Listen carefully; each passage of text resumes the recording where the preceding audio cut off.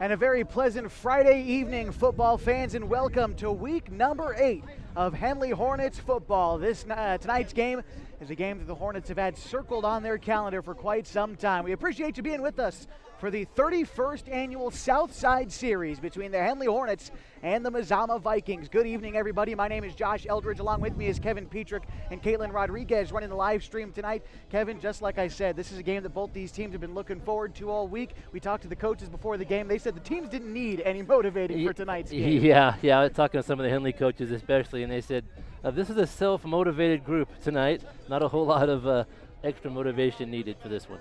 It's going to be a matchup between two undefeated teams, two league rivals, two crosstown rivals. These teams are about 5 miles from each other, about 10 minutes apart. You can't get much closer than that. The house is packed here at Hill O'Brien Field. It's sure to be a good one tonight. Yeah, there's a lot of anticipation for this, 3 or 4 weeks out. And you think, well, can they both win all their games? And can they get to 7? And they did. And we've got a big night ahead. 1 versus 2 in the state. The Vikings ranked number 1 coming into tonight's matchup. The Hornets ranked 2nd coming into tonight's matchup. The Hornets have a chance to clinch the conference tonight, the Big Sky Conference. The MAZAMA Vikings, with a win tonight, would become 1 step closer to clinching their 9th straight conference title. We'll talk a little bit about the MAZAMA Vikings' history and these past 8 winning seasons for MAZAMA, as well as what Henley's done this season. We'll take a look at both of these teams, the conference and the state. We'll tell you what's going on in the state of Oregon tonight in high school football, college football tomorrow. We'll have it all covered for you as we continue our pregame coverage of the 31st annual Southside Series. The Hornets and the Vikings are next on 104.3 and 960 Sports. You've got video on mybasin.com. The road can be a crazy place. Uh-oh! That's why Les Schwab Tires fixes brakes, steering, and more. And those guys don't. Keep driving. I'm just glad Les Schwab puts my safety first, so I can backseat drive with confidence. Help maximize your mileage with a free safety check. Just swing by. Les Schwab Tires, celebrating 70 years of doing the right thing. To us, pizza the way it ought to be isn't just our slogan. It's our promise and our passion to give you the best dining experience and the best tasting pizza you expect. For over 40 years, we've been making pizza the way it ought to be. Handmade with the freshest and finest ingredients. Our dough is made fresh daily, and we use 100% whole milk mozzarella cheese and toppings edge to edge. There's pizza, and then there's Mountain Mike's Pizza. Pizza the way it ought to be. Wait, all I do is wait. So lonely, I just sigh and moan. Seems like I've been waiting forever, wondering if you're coming home. I just saw your face, I know you're coming home. I swear there is no place that feels as good as home. And then I heard your voice, I know you're coming home. I know you're coming home. This is where unconditional love and immeasurable happiness reside. This is home. Coltwell Banker, where home begins. Threads. There are many threads that run through our region. There are churches and schools and Little League teams that bring us together and bind us into communities. There are roads and cars. There are houses and jobs and businesses, all woven together to make the fabric of our communities. There are financial threads that are part of that tapestry as well. For over 80 years, it's been our pleasure to be headquartered here, providing financial services to generations of our friends and neighbors. From that first savings account, to retirement planning, and all of the cars and houses and groceries in between, we keep your money local, investing it back into our communities, adding more threads to the fabric to make our communities stronger. Pacific Crest Federal Credit Union. Find your path.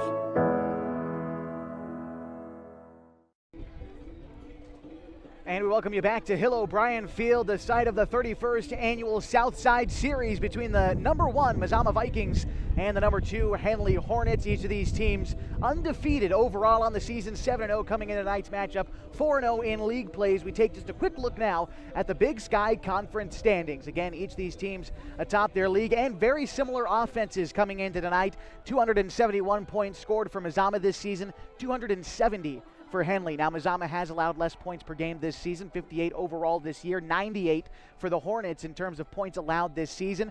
In third place in the Big Sky Conference, you got the 9th-ranked Marshfield Pirates, a team that Henley beat last week, 29-15. It's 3-1 in league play, 5-2 overall this season. After that, you've got North Bend, who is 2-2. They're 3-4 overall this season. After that, the Klamath Union Pelicans, another crosstown rival of each of these teams, 1-4 in league play, 2-5 overall on the season. After that, the Hidden Valley Mustangs from Grants Pass, 1-4 in league play this year, 2-5 overall on the season.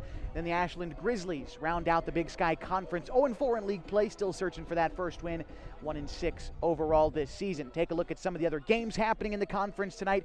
North Bend is challenging Ashland. They are over on the coast tonight.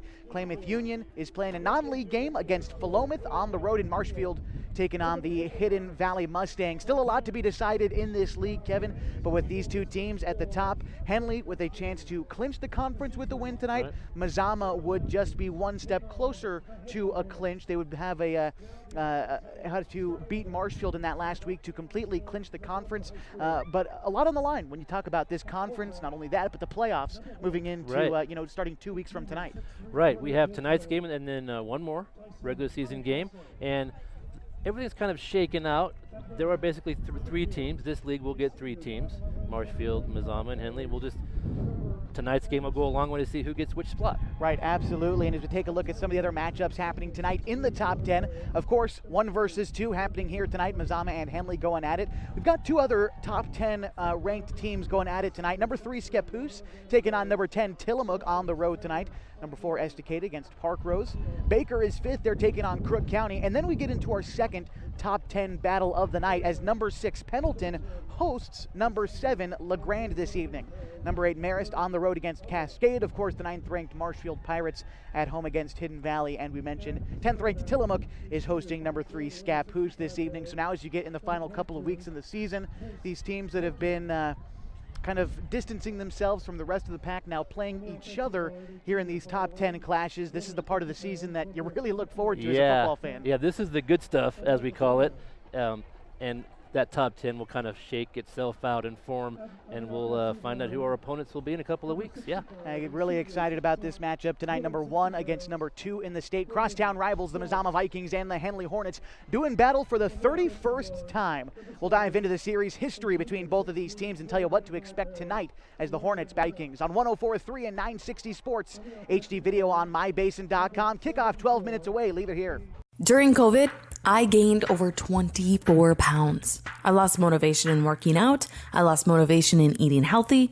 And for me, if I'm not active, I just don't eat well. But then I started taking a class at Harbor's gym called High Low. The first week I felt like I didn't fit in and I couldn't do it. But the instructor was so kind and thanked me for coming and told me how well I did. I was like, no, I wasn't, but it made me come back the next week and the next week. And soon enough, I was keeping up with the class. I started introducing more classes and then going Saturdays. I learned how to lift weights accurately with repetition. I started lifting on my own. I started golfing too with my husband. And all of a sudden, I was buying salads instead of sandwiches. Small victories happened week by week, and it's 100% because of Harbor, their staff, their gym, the golf.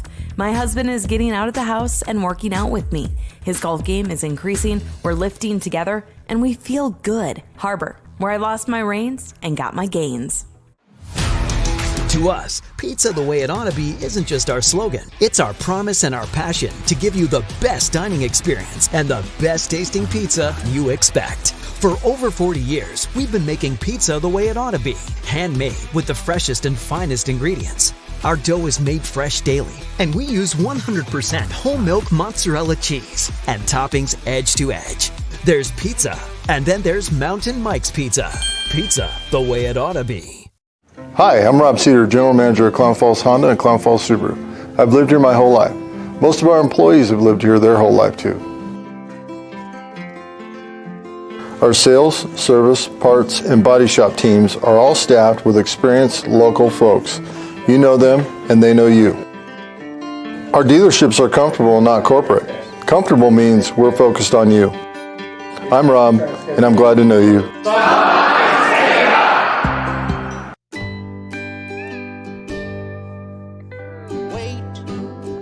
All I do is wait.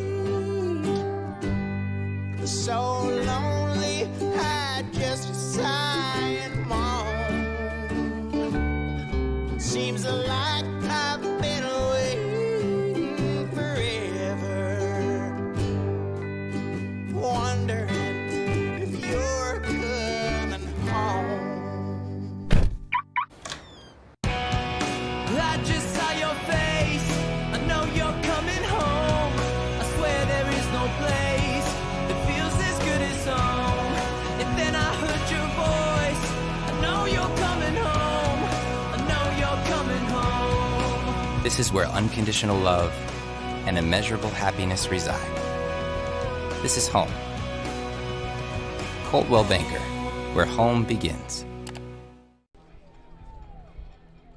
We're back at Henley High School getting ready for the Southside Series between the MAZAMA Vikings and the Henley Hornets. Josh Eldridge along with Kevin Petrick with you. Halen Rodriguez running the live stream for you tonight on mybasin.com. If you're listening on the radio and you want a chance to watch tonight's game for free, you can do so on mybasin.com. It's your home for everything going on in the Klamath Basin, from news to sports to special events, everything else in between. Find it online at mybasin.com. And of course, Hornets football, brought to you by our wonderful sponsors that you've been seeing tonight. All right, Kevin, tonight the 31st meeting between these two teams. First matchup in 1979. Since then, the Hornets have held a 16-14 advantage over Henley. It's become, over MAZAMA. It's become a yearly matchup since 1998 when MAZAMA joined what at the time was a 3A conference in the Skyline Conference. But in recent memory, it's been all MAZAMA. 5 straight wins for the Vikings coming into tonight's matchup against the Henley Hornets. And it's been due to MAZAMA winning 8 straight conference championships in that time, including a playoff win over Henley in 2017. In the history, it's been MAZAMA. Overall, it's been Henley tonight. It's looking like it could go either way. Yeah, you've got on paper, you've got a great matchup. You've got against common opponents, you have similar scores, you have a lot of offense, good defenses. Yeah, it should be an even game. We're really excited for tonight's matchup. The Hornets and the Vikings are next. We're going to take one more break, then we'll dive a little bit more into this match. Starting lineups and coin flip on 104.3 and 960 Sports. Just about 7 minutes away from kickoff on mybasin.com. The road can be a crazy place. Uh-oh! That's why Les Schwab Tires fixes brakes, steering, and more. And those guys don't. Keep driving. I'm just glad Les Schwab puts my safety first, so I can backseat drive with confidence. Help maximize your mileage with a free safety check. Just swing by. Les Schwab Tires, celebrating 70 years of doing the right thing. To us, pizza the way it ought to be isn't just our slogan. It's our promise and our passion to give you the best dining experience and the best tasting pizza you expect. For over 40 years, we've been making pizza the way it ought to be. Handmade with the freshest and finest ingredients. Our dough is made fresh daily, and we use 100% whole milk mozzarella cheese and toppings edge to edge. There's pizza, and then there's Mountain Mike's Pizza. Pizza the way it ought to be.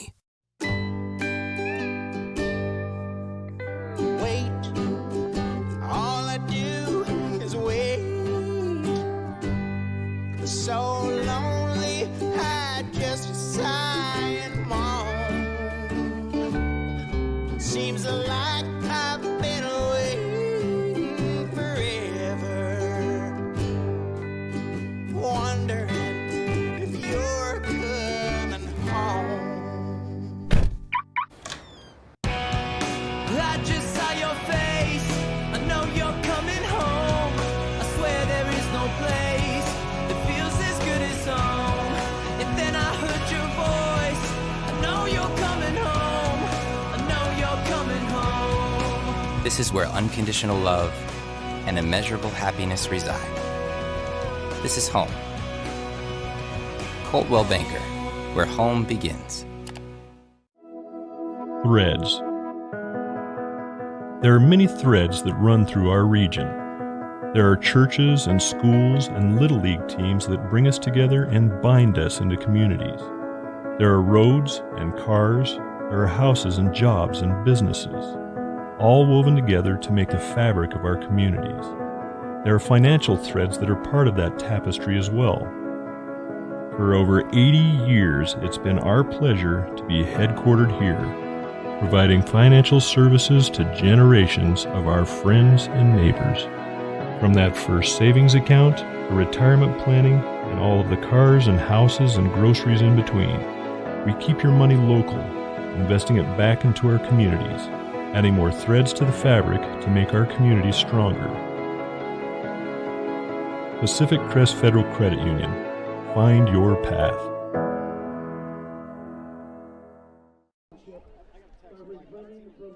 The captains meeting at midfield tonight for the coin toss this evening. Your captains for the Henley Hornets: number 4, Logan Whitlock; number 7, Shaw Stork; number 50, Braden Morris; and number 66, Juan Manzo. For Mazama, your captains: number 2, Trevor Anderson; number 3, Braden Monteith; number 10, Brody Hubble; and number 76, Keegan McDonald. The 8 men meeting down there on the field right now. And Kevin, you and I talked about it a little bit before the game, before the coin toss is settled. Henley has won the coin toss a couple of times this season and diverted. Tonight might be a night where if you win the coin toss, you want to get the football first. Yeah, Henley's offense is strong enough and efficient enough. Maybe you do want to take the ball. We'll see what they decide, but it wouldn't be such a bad idea. Most teams don't do that, but I think tonight might be appropriate because of Henley's offense. Yeah. Tonight, as we decide the coin toss, we'll introduce our officiating crew tonight. Our referee, Robbie Cesena; our umpire, Rob Sellers Sr.; linesman Zachary Wheating; and line judge Stephen Newman. The back judge tonight, Miles Maxey. The officiating crew tonight here in the Klamath Basin. Should be a fantastic night for football. Temperatures cooling. We're at 59 degrees right now. Slight chance of rain in a couple hours as we face north tonight at Hill O'Brien Field, back towards the town of Klamath Falls, Oregon. Tonight, just coming to you south of the town of Klamath Falls at Henley High School. Should be a great match tonight as now we find out the results of the coin toss this evening. Mazama won the toss. They have chosen to receive, so it'll be the high-powered Vikings offense that will get the football first tonight. They've scored 271 points this season, one more than Henley has so far on the year. We know this team can score, and they do it behind a running back, Trevor Anderson, 4th in the state in rushing yards, 845, 9 rushing touchdowns this season. That's good for 13th, or pardon me, 13th in the state. And their quarterback, Tyson Van Gastel, can carry the rock as well.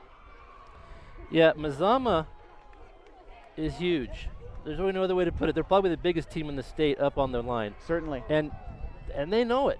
They know they're big. So they're going to run the football. They're going to run a lot. They're going to run probably between the hash marks, and Henley knows that. So that's going to be – it's more than just speed versus size tonight, but that always plays a role when these two play. But these teams are talented enough that we'll see the ball spread all over the field tonight. You mentioned the size of Mazama, an average weight on their offensive line of 285 pounds. That is certainly up there with the biggest line in the state, probably at all classifications. I would have to imagine they're towards the top. They got some big kids up there that like to push some folks around. Yep, it makes for a strong running game and a good defensive line as well.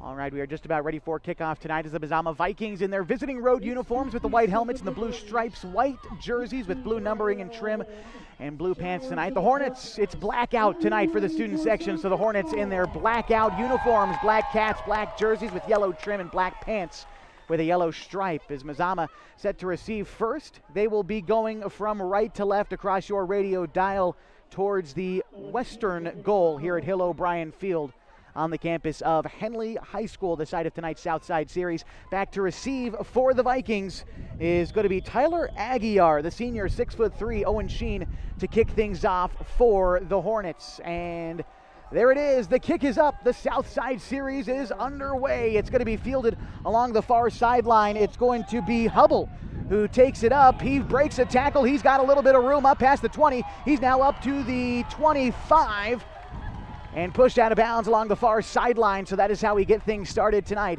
here at Henley High School. The Vikings offense led out onto the field by that big offensive line. Head coached by Vic Leese in his 10th season at the helm of the Vikings, a record in a decade, 75-19 for Vic Leese. Owen Sheen making a nice tackle on that run back from the initial kickoff. It's nice having a kicker that can tackle so well. And Mazama will start 1st and 10. They'll start over at their 24-yard line. Van Gastel under center. A man in motion. It's going to be a handoff. The man going wide, that's Horton, finds a little bit of room along the outside, but not much. Just a gain of a couple, and 2nd down coming for Mazama. Good job by the Hornets there, as that was a multiple tackler situation. Did a good job stuffing the hole over there. 2nd down and about 6. And Mazama, they like to pound the rock, one of the best rushing teams in the state. We mentioned Trevor Anderson, who wasn't on the carry there, but 4th in the state in rushing yards, 13th in touchdowns. That's what this team does. Not too much passing from Mazama, although they do send one man to the near side out wide. That's Aguiar. This is going to be a handoff coming to the near side. Horton's got a little bit of room. He's up past the 45, and a big hit as he goes out of bounds. A late flag, I believe. No, that's just the football being thrown. That will be a 1st down for the Vikings and a gain of 10 on the play. Their first of many 1st downs tonight for the Vikings. That was a good tackle by Kyle Nichols coming up from his cornerback position. And that was a good play by Mazama. It was a quick pitch, and that ball was just immediately, he was around that end for a big gain. Horton's carried the ball twice tonight so far on the season, 439 rushing yards and 6 touchdowns. 1st and 10 now from the Mazama 46-yard line. This is going to be a handoff to Anderson up the middle. He's got a couple of blockers upfield for a gain of 9. Right up the gut for Anderson. Anderson's very capable running up the middle. He's very used to that play, and he kind of weaves his way close to a 1st down. It'll be 2nd and a long 1 for Mazama. They've crossed midfield, now driving down into Henley territory at the 46, the yard to gain the 44. Here it is with Van Gastel under center. Looks to be a sneak, and Van Gastel and the offensive line shove forward for a gain of 3. It'll be a 1st down for the Vikes as they're down at the 41. We'll see a lot of that. If it's short yardage to the 1st down stick, we'll see a lot quarterback sneaks. And that offensive line pushing up the field. It's 1st and 10 Vikings at the Mazama 41-yard line. A couple of 1st downs already. This will be the 5th play of the drive coming up for Mazama.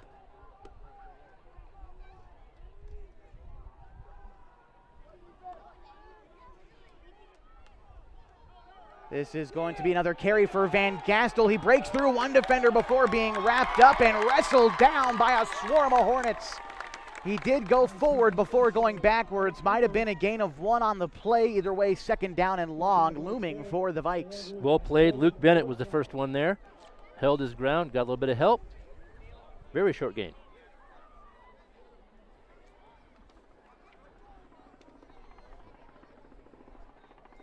Mazama, if you're watching the live stream tonight, Mazama will huddle up. They won't call the play at the line, and they'll take their time. Taking their time to get to the ball, a stark difference from what we see from the Hornets offense, but this Mazama offense certainly likes to work the clock. Already underneath 9 minutes now to go in the 1st quarter. Here we go, and the whistle is blown before the snap, and it looks like it's going to be a timeout for the Vikings. So we'll stick with you through this timeout. A fine time to remind you that tonight's game is brought to you in part by Les Schwab Tires. Having the right set of tires and wheels on your vehicle is just part of an essential safety checklist. That's why Les Schwab does more than install just tires and wheels. You can come on in for a free pre-trip safety check, and they're going to help make sure that everything is in working order at Les Schwab Tires. They've been doing the right thing since 1952. Here in the 1st quarter, scoreless, 8:50 left to go in the opening period of this Southside series. The Vikings moving the ball nicely so far. 5 plays in, 3 1st downs, and that's about what you expect from this Mazama offense. On the ground, keep the clock rolling. I'm not sure if they were close to a delay of game penalty there. It took a while for them to call the play, so they may have called a timeout just to avoid a penalty. We mentioned Vic Lease over there on the Mazama sideline. His assistant coaches, Bo Fullerton, Eric Mills, and Sylvester Hall.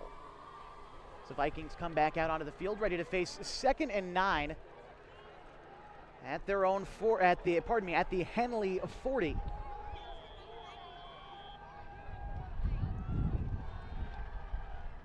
Horton gets the toss, going around to the outside, and he gets wrapped up from behind. Logan Whitlock in on the tackle, no gain on the play, 3rd and long for the Vikes.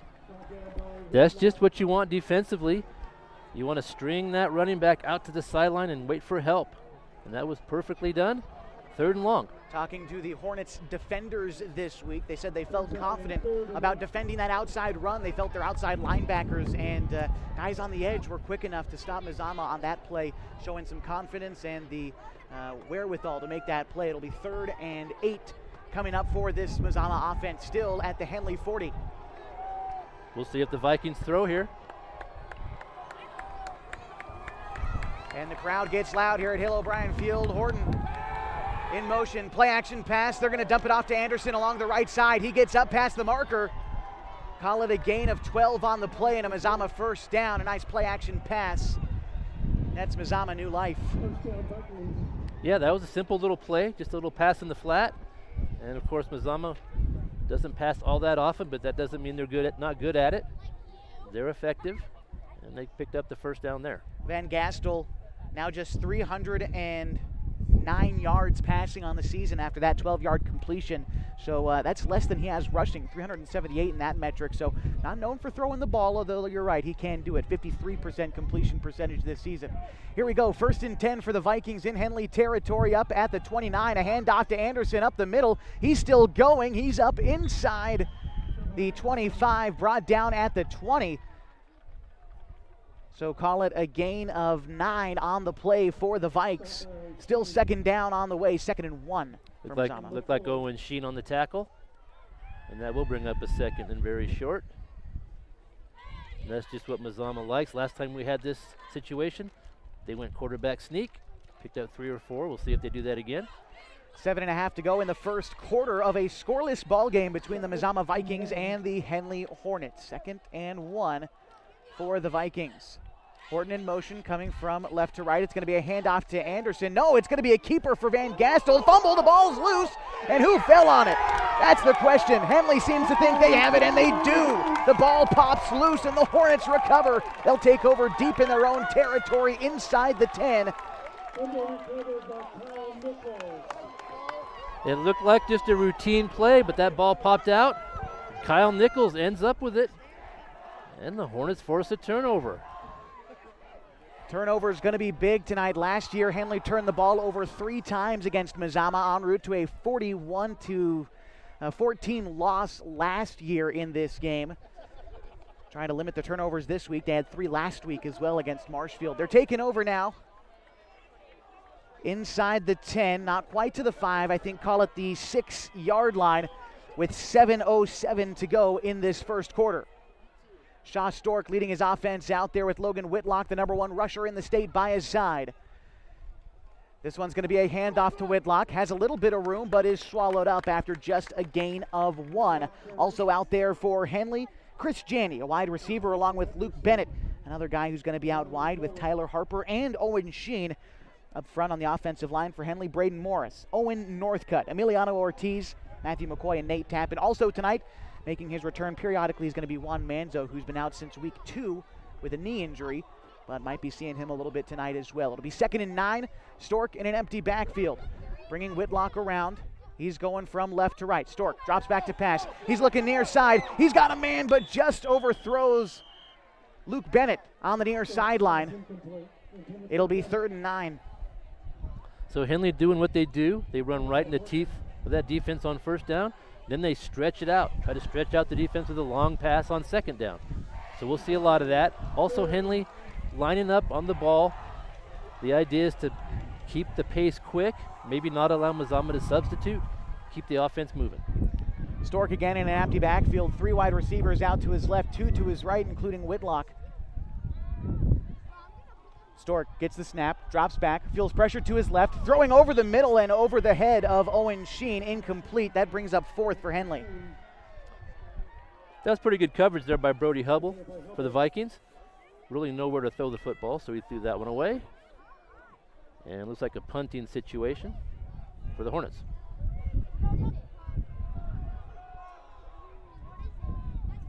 And they will punt. Back to receive for Mazama is Brody Hubble. To kick is going to be Shaw Stork. Stork from inside his own end zone. The kick is up. It's a good one. It's going to bounce around the 45 and take a beautiful hop downfield. Now inside the 25, inside the 20 on the other side of the field. And Shaw Stork, call it an 84-yard punt just about. And that is where Mazama will take over inside their own 20 at the 17-yard line. That was a terrific kick. And then he got the roll. The Henley player on the far side was able to get down the field quickly, so they really couldn't field the ball either. So nice piece of special teams from Henley right there. This Henley defense just continues to impress me all season. You know, on that last possession, you know, they gave up a few first downs, but when they get in that red zone, they get tough, force a turnover, maybe they've stopped a lot of teams on downs. So another good effort from the Henley defense so far. Certainly it'll be 1st and 10 Mazama after that punt. Again, they start at their own 16. This looks to be a handoff along the far side. Maybe Van Gastel on the keeper. He gets upfield. And it was Van Gastel on the carry. Looked good for a gain of maybe 10 or 11. See if they give him the first. And they do. First down, Mazama. Up past the 35, down to the 36. On their first play of this drive, the Vikings with a first down, coughed it up on a fumble in the red zone last time.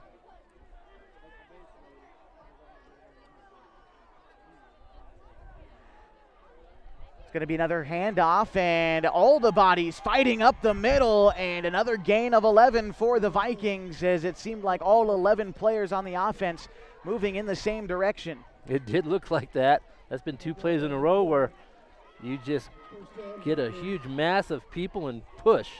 That's good for 2 first downs. It'll be 1st and 10 from the 47. Mazama gets to the ball, 5:34 to go in the first quarter, still scoreless.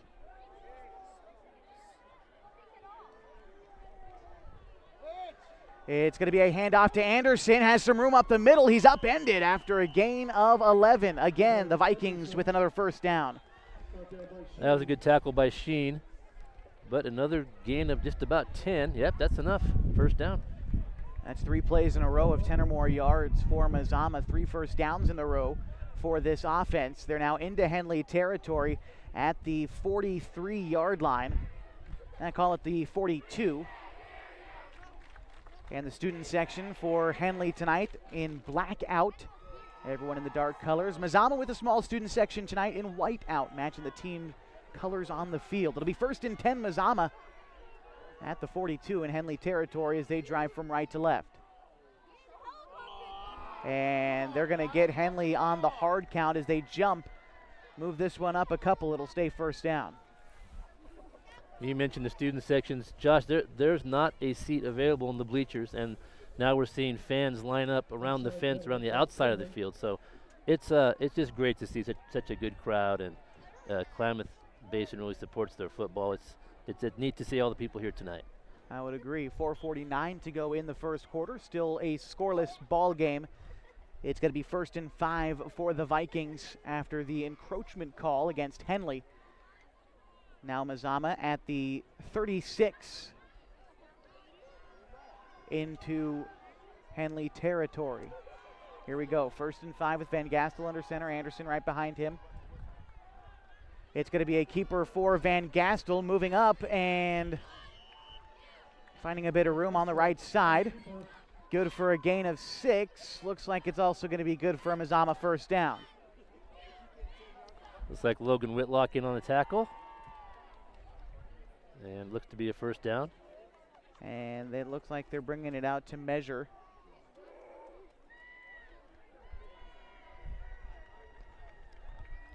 And it's going to be good for a Mazama first down after they kind of eyeball it there. This is a strange game, unlike one we've seen this year. You kind of know what's coming. You just have to decide whether you can stop it. 1st and 10 Mazama, now at the 30 into Henley territory, maybe the 31. Horton in motion. This is going to be a handoff to Anderson, who breaks through a couple of guys, falls forward for a gain of 8.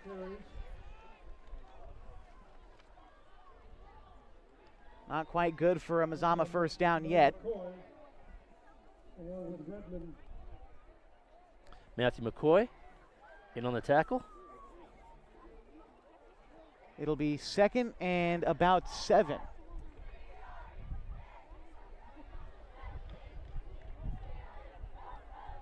.325 to go now in the first. 2nd down for Mazama. It's going to be a keeper for Van Gastel going along the right side. He gets past one defender before jumping out inside the 25.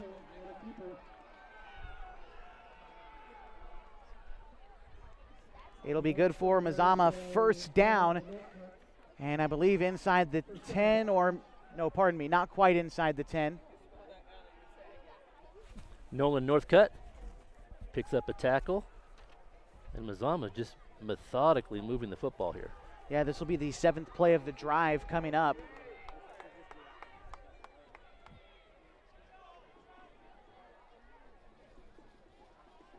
First and 10. Horton going from left to right, although it's going to be a keeper for Anderson. He stood up right away. Little gain on the play. 2nd down for Mazama. It's on Northcutt again. In on the tackle. And Henley winning first down there. It's what Coach Stork has preached this week and every week. Winning first down, trying to keep teams 2nd 8 or more. They did it on that play. It will be 2nd and 9 coming up for Mazama. It's going to be a keeper for Van Gastel. And again, they stand him up after a small gain on the play, maybe 1 or 2. It's 14 or 15 people just mashed together there. Yeah. And this is where Henley's defense has done their best work. So now it's 3rd and 7, and they have a real chance here to stop the drive. 3rd and 7. The measurement coming up for Mazama. Still scoreless, 2:08 to go in the first quarter.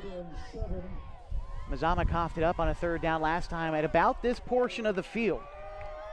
They are right at the Henley 10. The line to gain at about the 3. Horton in motion. It's going to be a handoff to Anderson. Gets past one defender, dives into the end zone, and it's going to be a touchdown for the Vikings. They strike first with 1:47 to go in the first quarter, up 6-0. Anderson on the carry, punches it in. That was a little trap play, and there was just enough of a crease for him to find the end zone. And the first score of the ball game. Just 1:47 left here in the first quarter. That drive ate up a lot of time. That in the first drive as well. And we'll see if they decide to go and kick the extra point here. Marcus Uola Ford, the extra point kicker. He's 92% in extra points on the season, 24 for 26. Although in a game like this, you might keep the offense out there, and that's what Mazama is going to try to do. They're going to try to put themselves up 8. Here we go, and Horton in motion, but they hand it to Anderson. He gets wrapped up. Does he get in there? And he does. A 2-point conversion for the Mazama Vikings puts them up 8-0 with 1:47 to go in the first. The Hornets will get a chance to answer back when we return on 104.3 and 960 Sports with HD video on myben.com. Threads. There are many threads that run through our region. There are churches and schools and Little League teams that bring us together and bind us into communities. There are roads and cars. There are houses and jobs and businesses, all woven together to make the fabric of our communities. There are financial threads that are part of that tapestry as well. For over 80 years, it's been our pleasure to be headquartered here. providing financial services to generations of our friends and neighbors. From that first savings account, to retirement planning, and all of the cars and houses and groceries in between, we keep your money local, investing it back into our communities, adding more threads to the fabric to make our communities stronger. Pacific Crest Federal Credit Union. Find your path.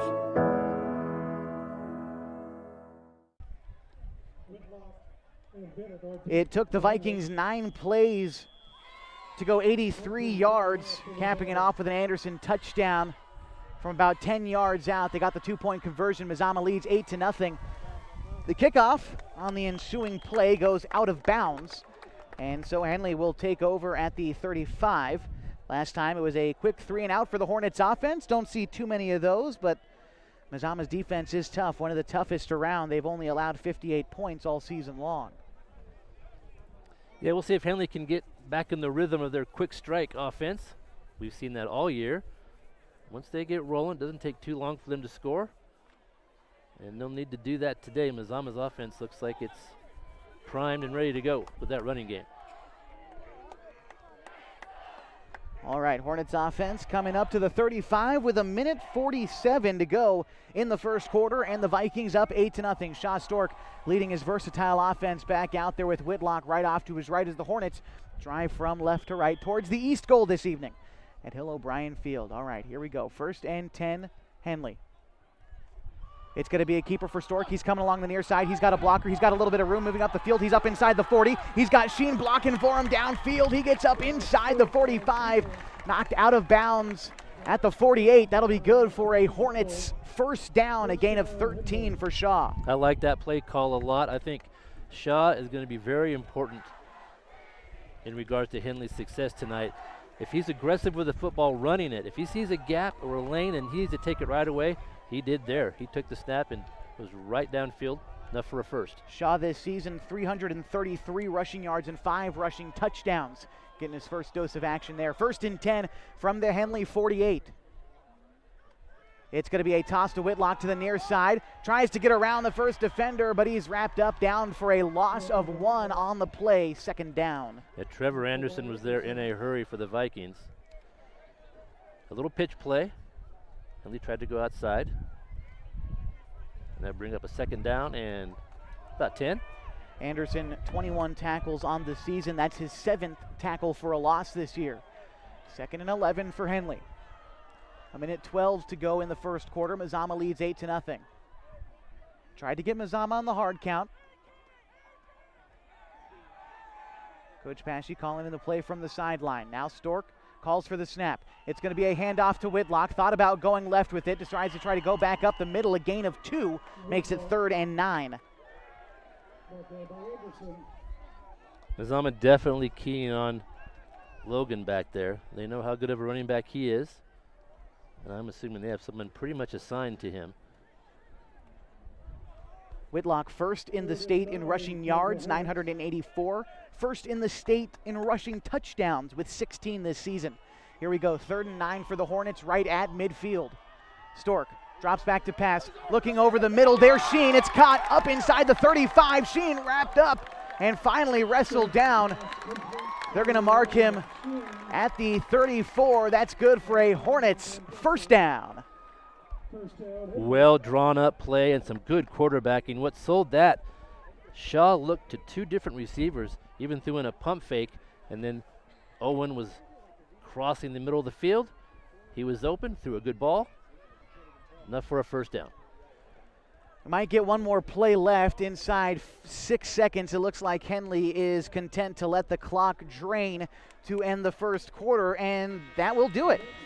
After 12 minutes tonight, the Mazama Vikings lead the Henley Hornets 8-0. We'll be back with second quarter action next on 104.3 and 960 Sports at HD Video tonight on mybasin.com.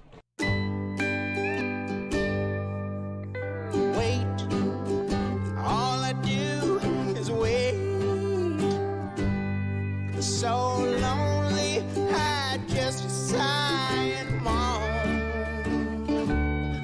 Seems like I've been away forever. Wondering if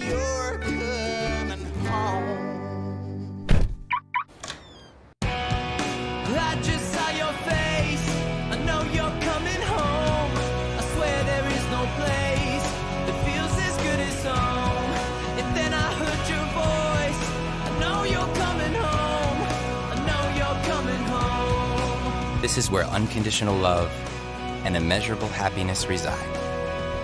This is home. Coltwell Banker, where home begins. We're back on 104.3 and 960 Sports, HD video on mybasin.com tonight into the second quarter, and Mazama leads 8-0. 12 minutes on the clock, and the Hornets have the football 1st and 10 in Mazama territory at about the 36. It's going to be a handoff to Whitlock, spin move at the 35. He's up inside the 30 before being brought down, and Whitlock with a spin nets him a couple more yards, call it a gain of 7 on the play. It'll be 2nd down for Henley. That was a nifty run. He had a little bit of room in there for the first time tonight. And when you complete passes, that will happen. You're making that defense respect you outside, give you a little more room inside. And the offensive line for Henley looking very good the last few plays. Call it second and 4 for Henley. 1 receiver to the near side, 3 to the far side for Stork. This is going to be a keeper for Stork. He's got room. There's no one in front of him. Inside the 20, inside the 10, into the end zone, and a Henley touchdown.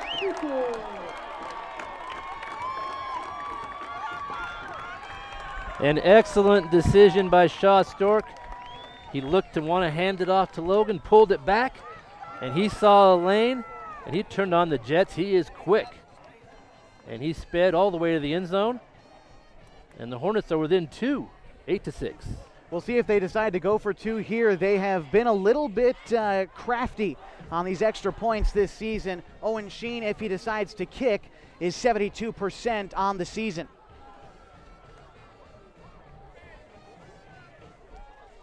They are going for 2. They are going for 2. The offense stays out there. Stork, he's looking into the end zone. The pass is up, and it is caught. The Hornets tie the ball game. We are knotted up at 8. Trying to find out who is in on that catch for the Hornets. It might have been Luke Bennett. Was that Luke? It looked to be Bennett. And we are knotted at 8. Oh, no, that was Chris Janney, my fault. That's all right. We are knotted at 8. 11-12 to go in the first half.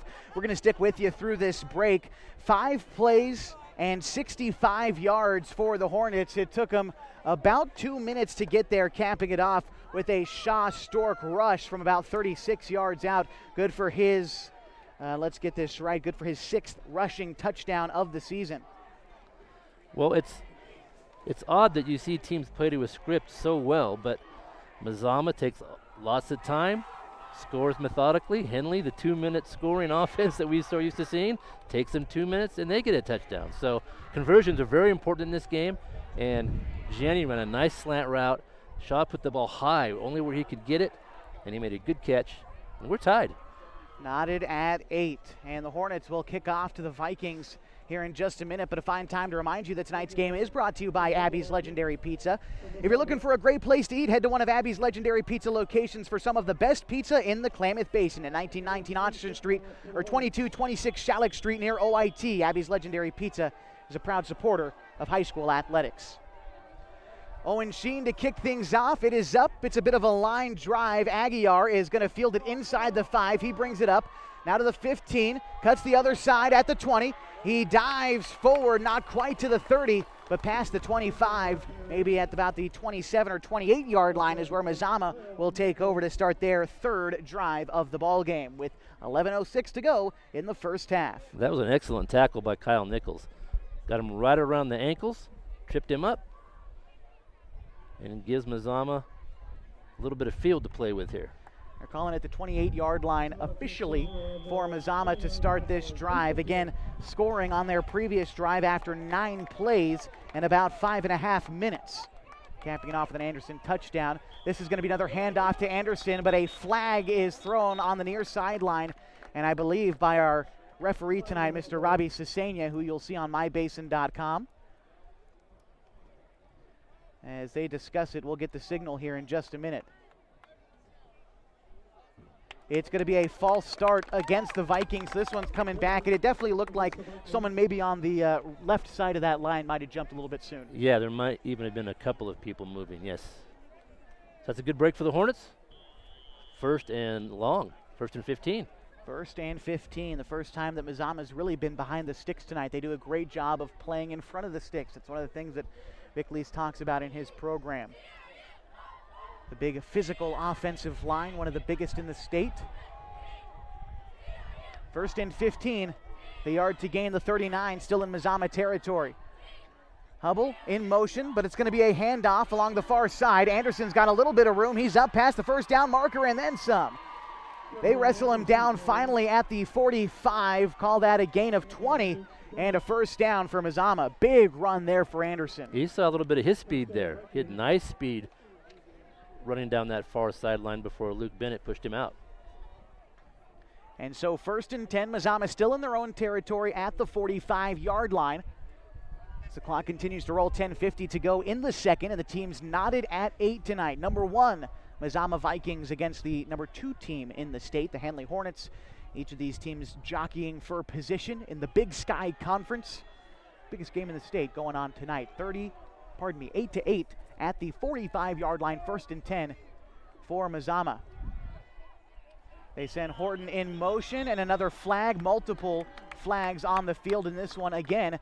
Might be coming back. Mazama having a little bit of trouble, I think, keeping Horton in motion and the line not jumping. Here's the call. Oh, this one's going to be offsides against Henley, so they're the ones to jump. It seems like Mazama responded to Henley jumping offsides first. And so this one's actually moving forward. That time Mazama gets the break. They've got a short 1st and 5. Taking their time in the huddle. They like to drain that clock. Last year in this game, Mazama held the ball 25 minutes, Henley only 20 minutes. That's what you talk about when you say time of possession. Mazama likes to win that battle. Here's the 1st and 5 play, a handoff to Anderson. He finds himself a hole. He gets the first down and a gain of about 10 on the play, dragged down at the Henley 40, 1st and 10 Mazama.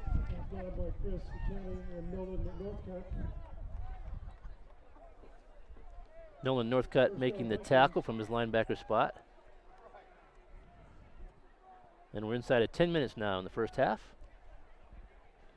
And Mazama now into Henley territory at the 40-yard line, taking away chunks of 10 at a time, it seems like. That's what they did on their previous drive as well. Here's 1st and 10 for Mazama.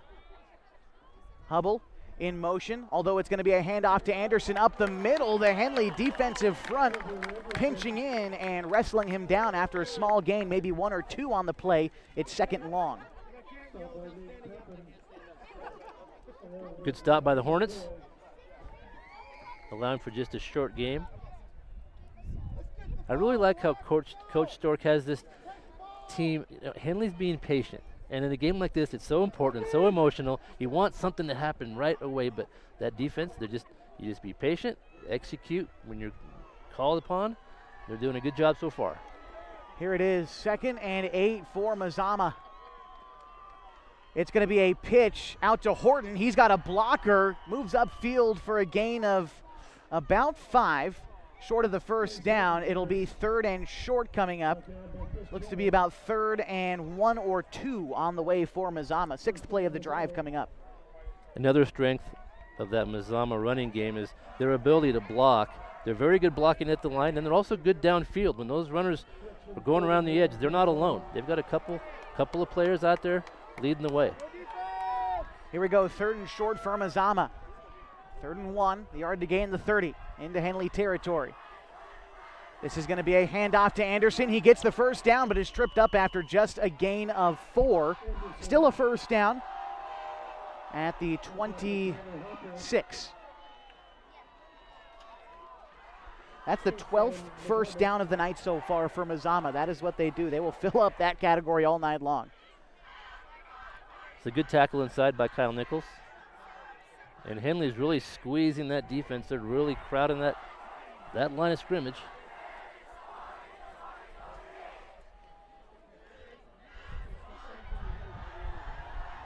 Here we go, 1st and 10 for the Vikings from the Henley 26-yard line. It's going to be a handoff coming to the near side for Horton. He's got a little bit of room wrapped up and brought down But it was a gain of 11 on the play. Good for a Mazama first down, but a good open field tackle for the Hornets. That was quite a collision. Chris Janney brought down the ball carrier. And now Mazama's in that red zone. And we'll see how this drive turns out. Henley successful in stopping them on one, and then they gave up a touchdown on the last one. Mazama driving, as you mentioned, into the red zone at the 15. And we are tied at 8 with 7:38 to go in the first half. First and 10, Mazama. Hubble in motion. It's going to be a keeper for Van Gastel, and then a pitch to Hubble. Hubble's got a little bit of room, but wrapped up and brought out of bounds after a gain of 8. And there you see the triple option for Mazama coming into the play. Could have been a keeper for Van Gastel, could have been a handoff to Anderson, ends up being a pitch to Hubble on the outside. Yeah, it was a good decision by the quarterback. Keep it as long as you can. When pressure comes up, you pitch it to your running back. And that was good for about 8 yards.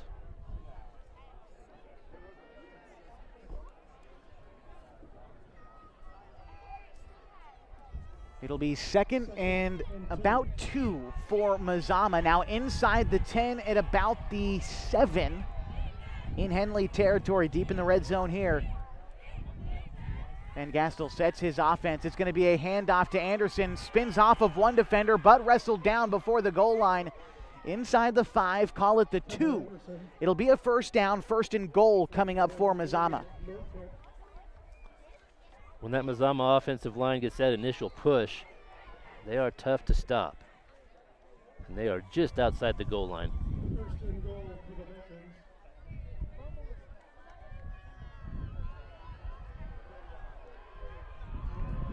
First and goal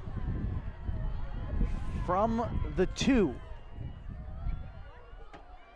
Mazama going to hand it off to Anderson, and he is in for a Mazama touchdown. They take the lead.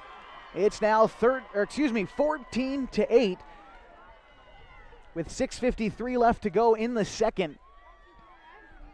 Mazama very good with those short to go running plays. Very strong. And now the decision to go for 2 again looming for the Vikings as Anderson punches it in for the second time tonight. And it looks like the offense staying out there. 2 wide for Mazama and Hubble in motion. It's going to be a handoff up the middle. Did he get it? Yes, he did. The Mazama Vikings with a 2-point conversion, putting themselves up 16-8 with 6:53 to go in the first half. We're going to take a break and we'll come back. The Hornets with a chance to answer as we continue our coverage of the 31st annual Southside Series on 104.3 and 960 HD video tonight on mybasin.com. Oregon Tech men and women basketball season tickets are on sale now, starting at just $75 for 30 games. Come help us celebrate our 75th anniversary and cheer on the Hustlin' Owls.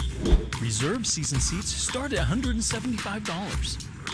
And our all-new Family Pass gets a family of 4 in on the action starting at just $200. Go to OregonTechOwls.com/tickets to order. We will see you at Danny Miles Court.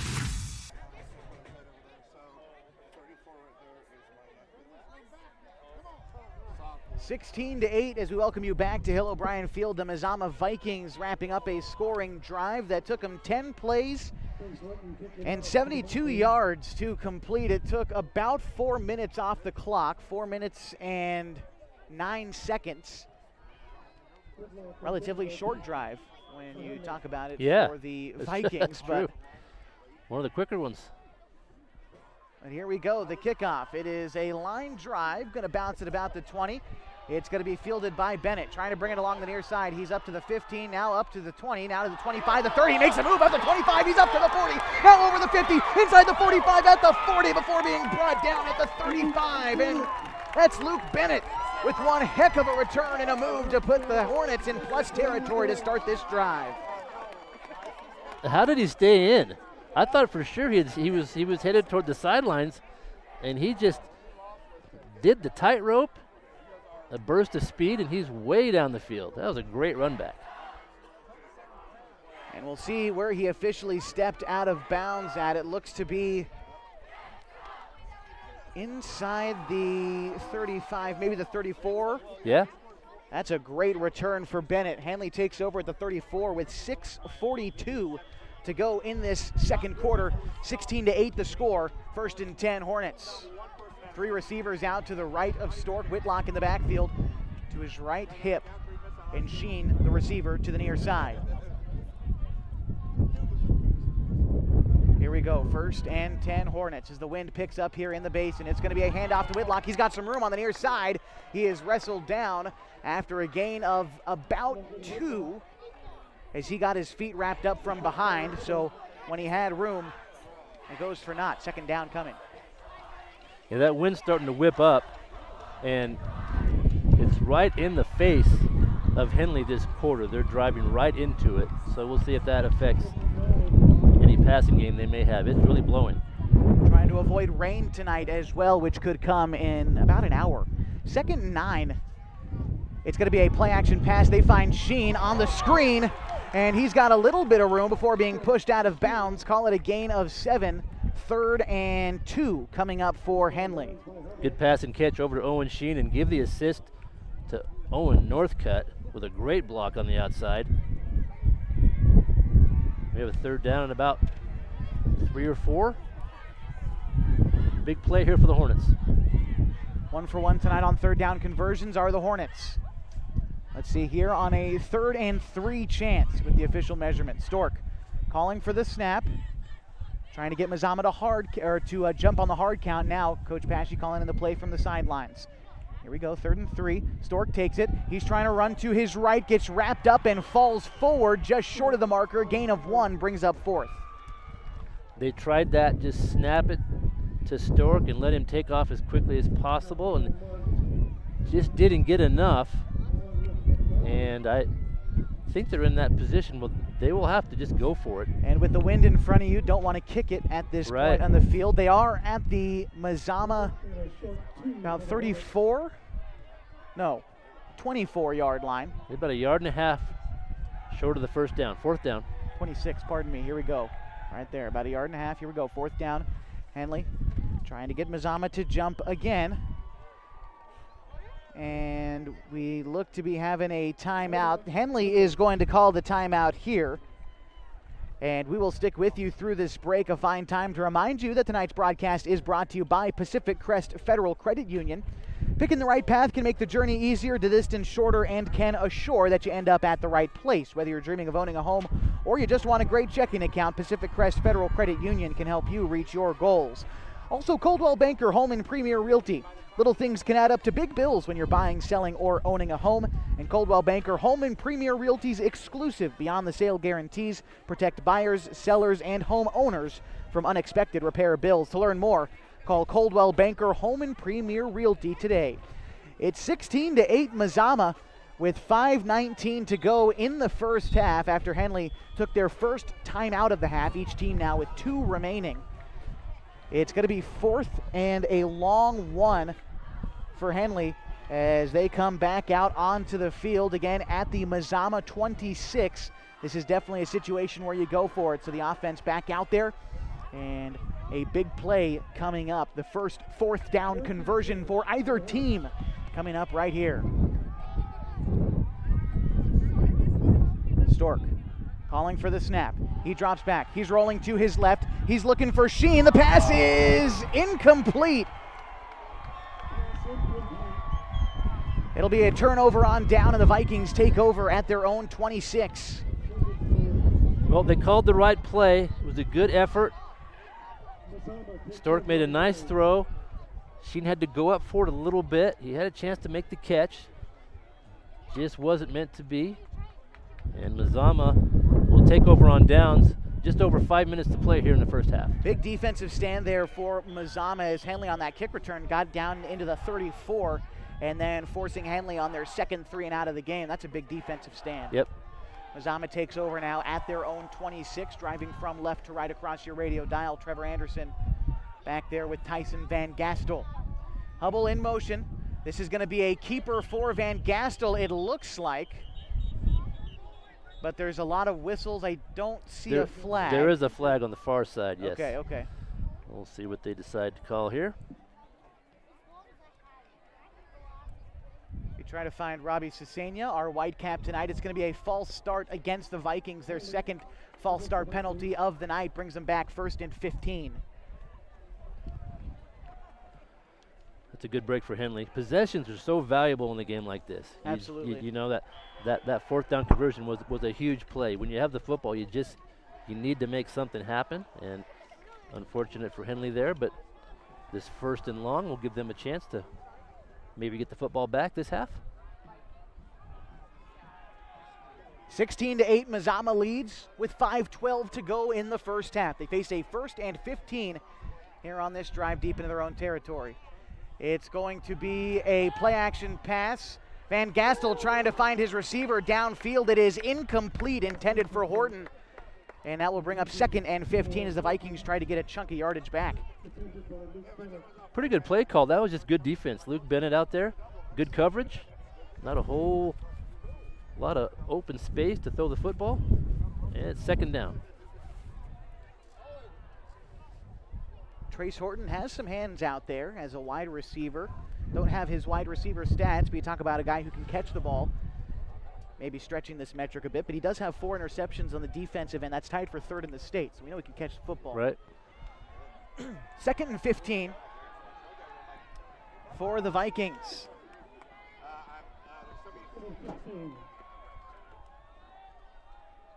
This is going to be another play-action pass. Van Gastel looking deep, and Monteith with a big catch on the other side of midfield. A big reception marks the Mazama Vikings into Henley territory at the 40, 1st and 10. He just let that one fly, and Monteith, there was nothing tricky there, just a fly pattern right down the center of the field.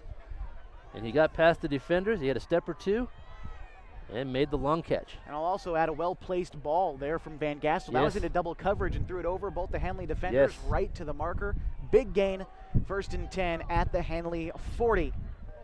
3rd play of the drive coming up for Mazama. Van Gastel under center, Anderson behind him. Hubble in motion. This is going to be a handoff to Anderson. He's got some room. He's got a gain of 9 now, 10 inside the 30. Brought down at the 26-yard line. Call it a gain of 14 and a Mazama 1st down. I think Nolan Northcutt was the first one to get to him over there. And Anderson breaks a lot of tackles. Henley had a few chances to get him on that particular carry, and he's able to brush them aside and keep moving. One thing I notice is how quickly he gets the football. Mazama doesn't waste any time getting him that ball. Seems to almost get it at the line of scrimmage. He's got nowhere to go but forward. Right. 1st and 10 at the 26. This is going to be a keeper for Van Gastel. A flag is down on the near side. Van Gastel upfield for a gain of 4, but we'll see about this flag on the near sideline.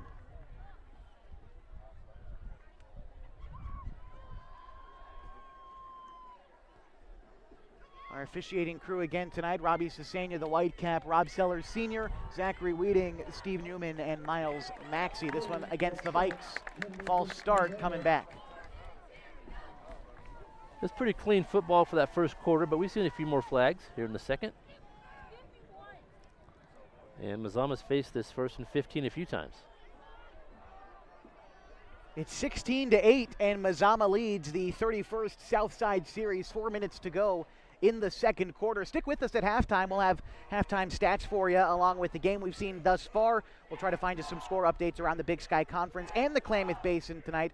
Lost River at home against Cross Point Christian, Bonanza at home against Camas Valley, and Chiloquin on the road at Prospect.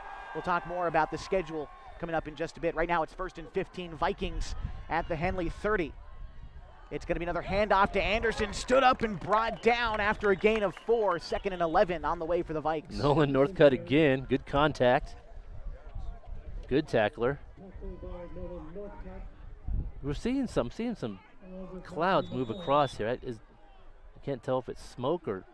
Well, they do have the grill fired up over there at the Snack They're Shack, burning which, by the hamburgers. way, if you visit the Snack Shack and grab yourself some nice 960 Sports water, we got the logo on there, so if you're coming out tonight or later on in the season. But yeah, you may see that on the live stream. It's not the fog we saw at Marshfield. Something else coming through here. So Mr. Cesania coming up here trying to give signals to the men in the booth running the scoreboard. The football seemed to have been brought backwards a little bit more. I didn't see a flag down. Can you sort out what's happening, Kev? Yeah, well, they added about 23 seconds to the clock, so I think Okay. the clock was running when it shouldn't have been, and they're just adjusting that. Gotcha. Okay, so there you have it. As the Vikings run off the field, just for a quick second, we'll remind you that tonight's game is brought to you by Harbor Isles Tennis and Fitness Club. Harbor Isles Tennis and Fitness have the most understanding trainers you could ask for. They'll help you get motivated, and their workouts will make you feel accomplished all day long. Harbor Isles Tennis and Fitness wants you to lose those reins and get your gains. The Vikings taking a timeout, so again, we will stick with you through this, as that is the Vikings' second timeout of the half. It's 16-8 Mazama with 3:27 to go in the first half. We'll also remind you that tonight's game is brought to you by Klamath Falls Subaru. Through the Subaru Love Promise and Subaru Share the Love events, Klamath Falls Subaru has donated thousands of dollars to dozens of hometown charities, comfortable and not corporate. Klamath Falls Subaru, stop by and say hi. The Vikings have moved the ball well tonight against this Henley defense. They've had their moments, the Henley defense has, but so far tonight the Vikings running it the way that they want to. Yeah, I'm really impressed with the discipline of both teams. Absolutely. I'm seeing there's a lot of patience involved, as we mentioned earlier, but you know, these games can get chippy. You can see personal fouls, and there's been none of that, and I think that's a tribute to the coaching staffs and the programs. It's a well-played game. Certainly. Head coach Alex Stork in his 6th season, 35-17 record. Vic Lease in his 10th season with the Vikings, 75-19 record, all the way up to tonight's contest. Here we go. The Vikings will get a second chance at 1st and 22, pardon me. Hubble in motion. This is going to be a handoff to Horton, who stumbles his way upfield, but he's got some room. He's up inside the 20, inside the 15, 10, 5, touchdown Vikings.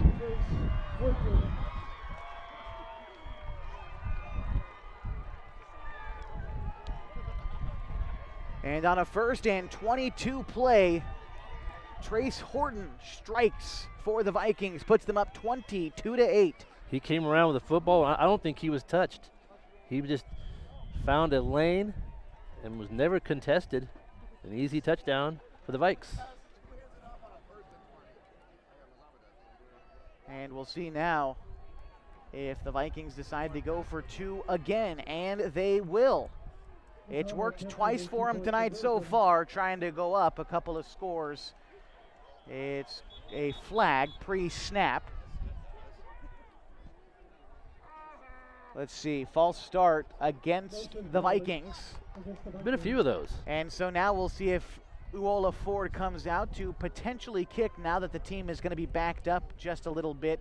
They'll have to convert now from the 7. Again, the extra point kicker, Uola Ford, 92% on the season. That is an astounding number, number 1 in the state for that matter. And it looks like Van Gastel is coming back out onto the field. So he does hold the extra points, but it looks like the offense for Mazama trying to go for it here from 7 yards out, trying to put themselves up 16. Here it is. It's going to be a handoff to Horton, who is diving for the pylon, and he does not get it.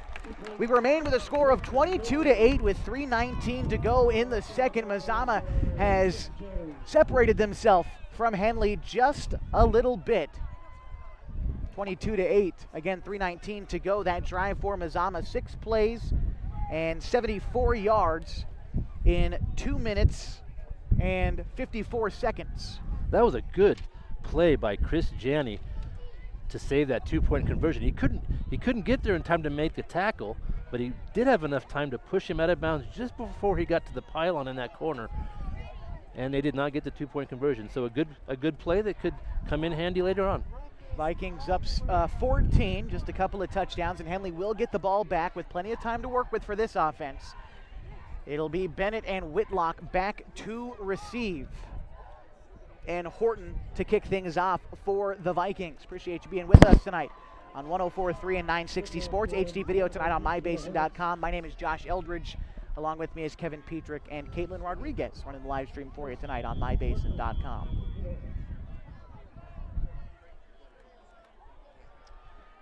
All right, we're just about ready for the Vikings to kick things off. It is up. One heck of a boot from Horton. That goes clear into the end zone for a touchback, and Henley will start at their own 20 with 3:19 to go in the half. Yeah, that wind was his friend. That wind's pretty brisk coming from that side, and kicked it right out of the end zone. And that's just what you want, especially after that nice run back the last time. Certainly, Bennett had that big run back that put Henley at the Mazama 34, but a quick 3 and out. First a turnover on downs that Mazama then capitalized on after 6 plays, punching in that score and failing on the 2-point conversion, putting them up 14. Now the Henley offense gets a 4th chance at it tonight. Couple of 3 and outs and 1 scoring drive for Henley so far, as Shaw Stork by his lonesome in the backfield. 4 receivers out to his right, 1 to his left, 5 wide in this 1st and 10 situation from the Henley 20. Stork going to take it himself, moving upfield, wrapped up and brought down at the 23. Small gain on the play, 2nd down. That was a good look. They showed 4 receivers on one side, 1 on the other. That makes you think pass. Shaw just took off and ran with it. So, nice little play call. It'll be about 2nd and 6 when the Hornets get back on the football from the near hash.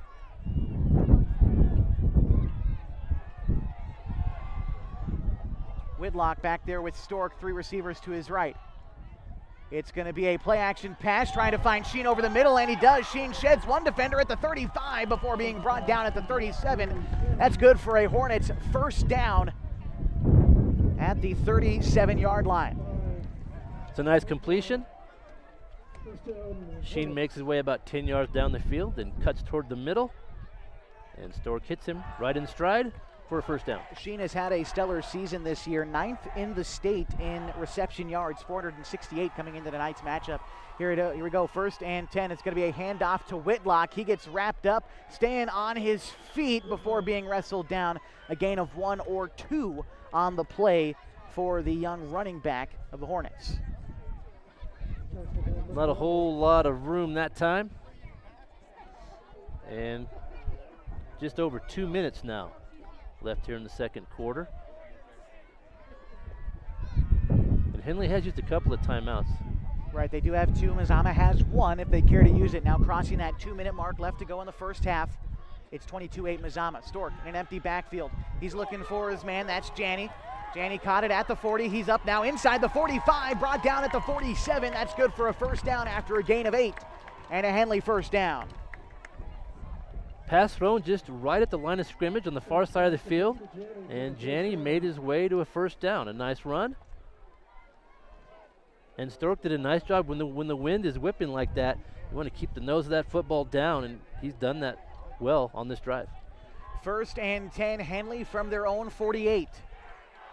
Trying to put together a scoring drive. Shaw dropping back, trying to look for Sheen. Down the near sideline, and it is incomplete at the 20, and groans from the home supporters looking for a flag there, but none to be thrown. It'll be 2nd and 10. There's a little separation contact there on that route, and the ball sailed a little bit long and complete. I think the question there was, might the ball have been catchable otherwise? That's what you look for in a pass interference call. Yep. So maybe that is where you don't see the flag thrown there. Regardless of the situation, it's 2nd and 10 Hornets from their own 48. Stork in an empty backfield, 4 to his right, 1 to his left. It's Sheen. Here we go. Stork dropping back, looking to Sheen to the near side. Sheen on the quick curl route, makes the catch, and is wrestled down on the other side of midfield at the 45. So call it a gain of 6 or 7 on the play. 3rd down and about 4 coming up. Henley has seen that's a good spot. Those short passes in the flat, they're open. And they've gone to them a few times on this drive. Now 1:15 left to go in the half. Henley does have 2 timeouts. Again, same formation coming up for the Hornets. Stork looking quick to Sheen, and that one is incomplete. Late hit on Stork, and there's the flag. That's what you're looking for if you're Shaw Stork. Hit well after he threw the football, and we'll see if this is what we're waiting for. Yeah, that would have brought up a 4th down, so that's a huge penalty. As they'll get a 1st down out of this and some yardage. Personal foul against the Vikings. And if you were to get into specifics, probably roughing the passer, it'll be first down Hornets. Their 6th of the night.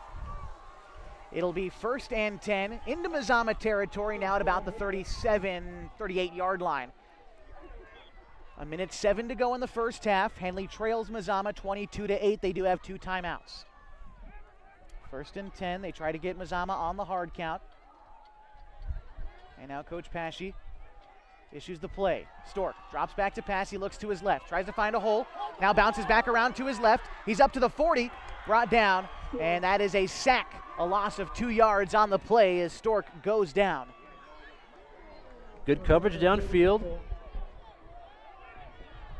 Force Stork out of the pocket, and is going to use a timeout here to stop the clock. 1 timeout remaining as Mazama leads Henley 22-8. The Hornets driving with 48 seconds to go in the half. We'll remind you that tonight's broadcast is brought to you by Mountain Mike's Pizza. Refuel after the game at Mountain Mike's Pizza. You've earned a pizza piled with 100% whole milk mozzarella and toppings so high that you'll need a mountain guide to reach the top. Mountain Mike's Pizza on Washburn near Walmart Shopping Center. Mountain Mike's Pizza. Pizza the way it ought to be. The wind is picking up, ladies and wind's gentlemen. blowing our papers all over the place. I'm losing my rosters, but it's okay. My notes from the first quarter, I think, are in Tule Lake. They've been blowing paper all over up here, but that's what you want. We know the weather here. We were talking to Coach Stork before the game. He felt the wind picking up, and he said it's football weather, and I couldn't agree more. Yes, we know what it's like. It'll be 2nd and 12 for the Hornets. They added a couple of seconds to the clock. 54 even now to go left in the second quarter. Mazama leads 22-8. Here we go, 2nd and 12. Henley at the 40. Stork in an empty backfield. Whitlock into motion from left to right. Stork trying to hit Whitlock on the quick flat. He catches it, now trying to find some room upfield. Breaks past one defender, up inside the 35, brought down at the 32. The ball might have popped loose, but I believe Henley fell on it.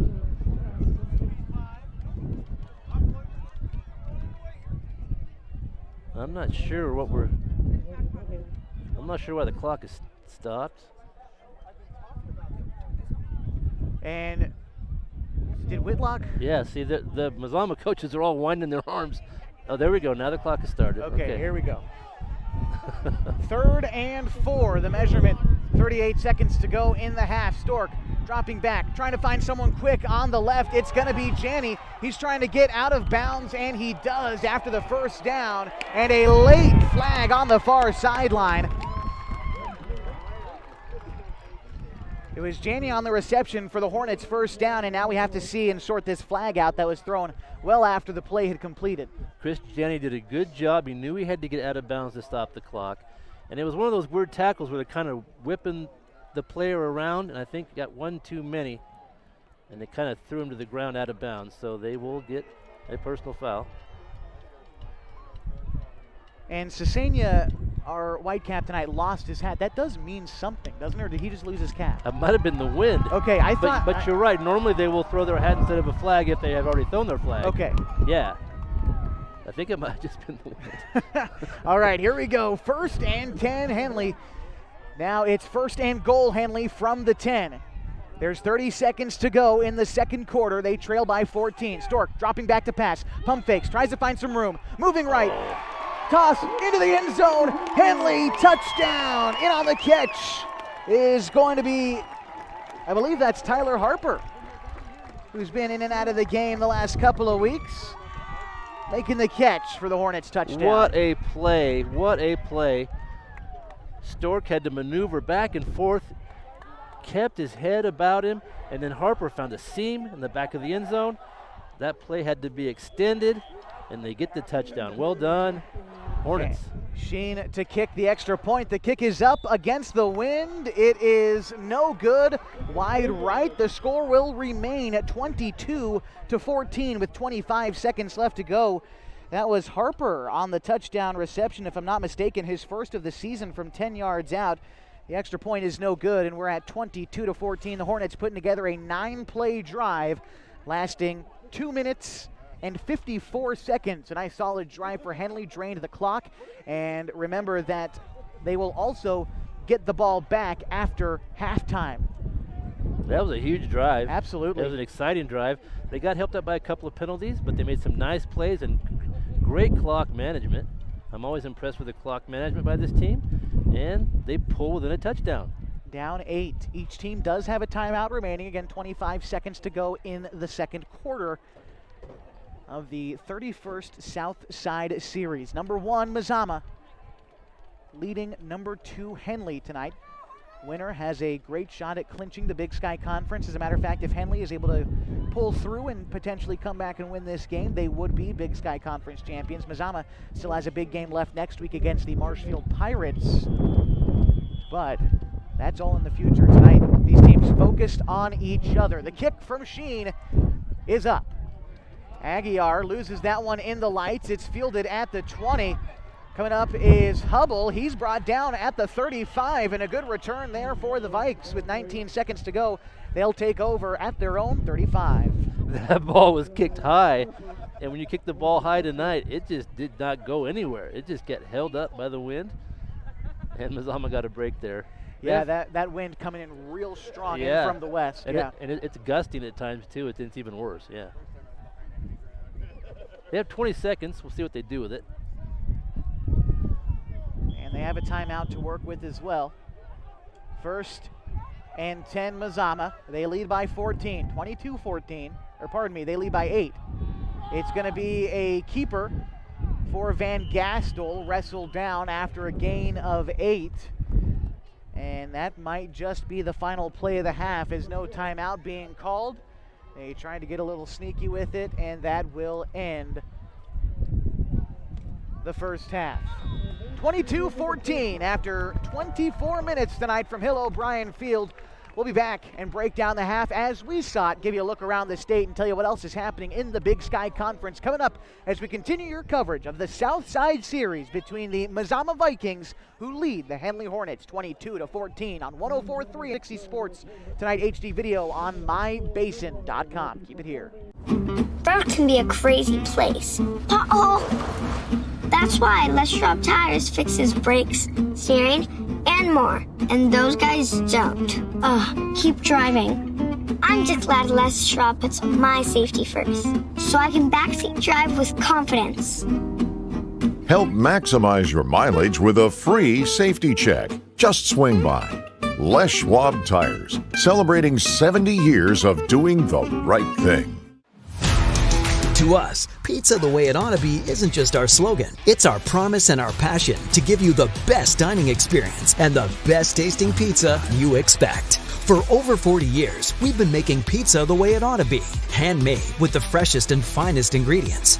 Our dough is made fresh daily, and we use 100% whole milk mozzarella cheese and toppings edge to edge. There's pizza, and then there's Mountain Mike's Pizza. Pizza the way it ought to be.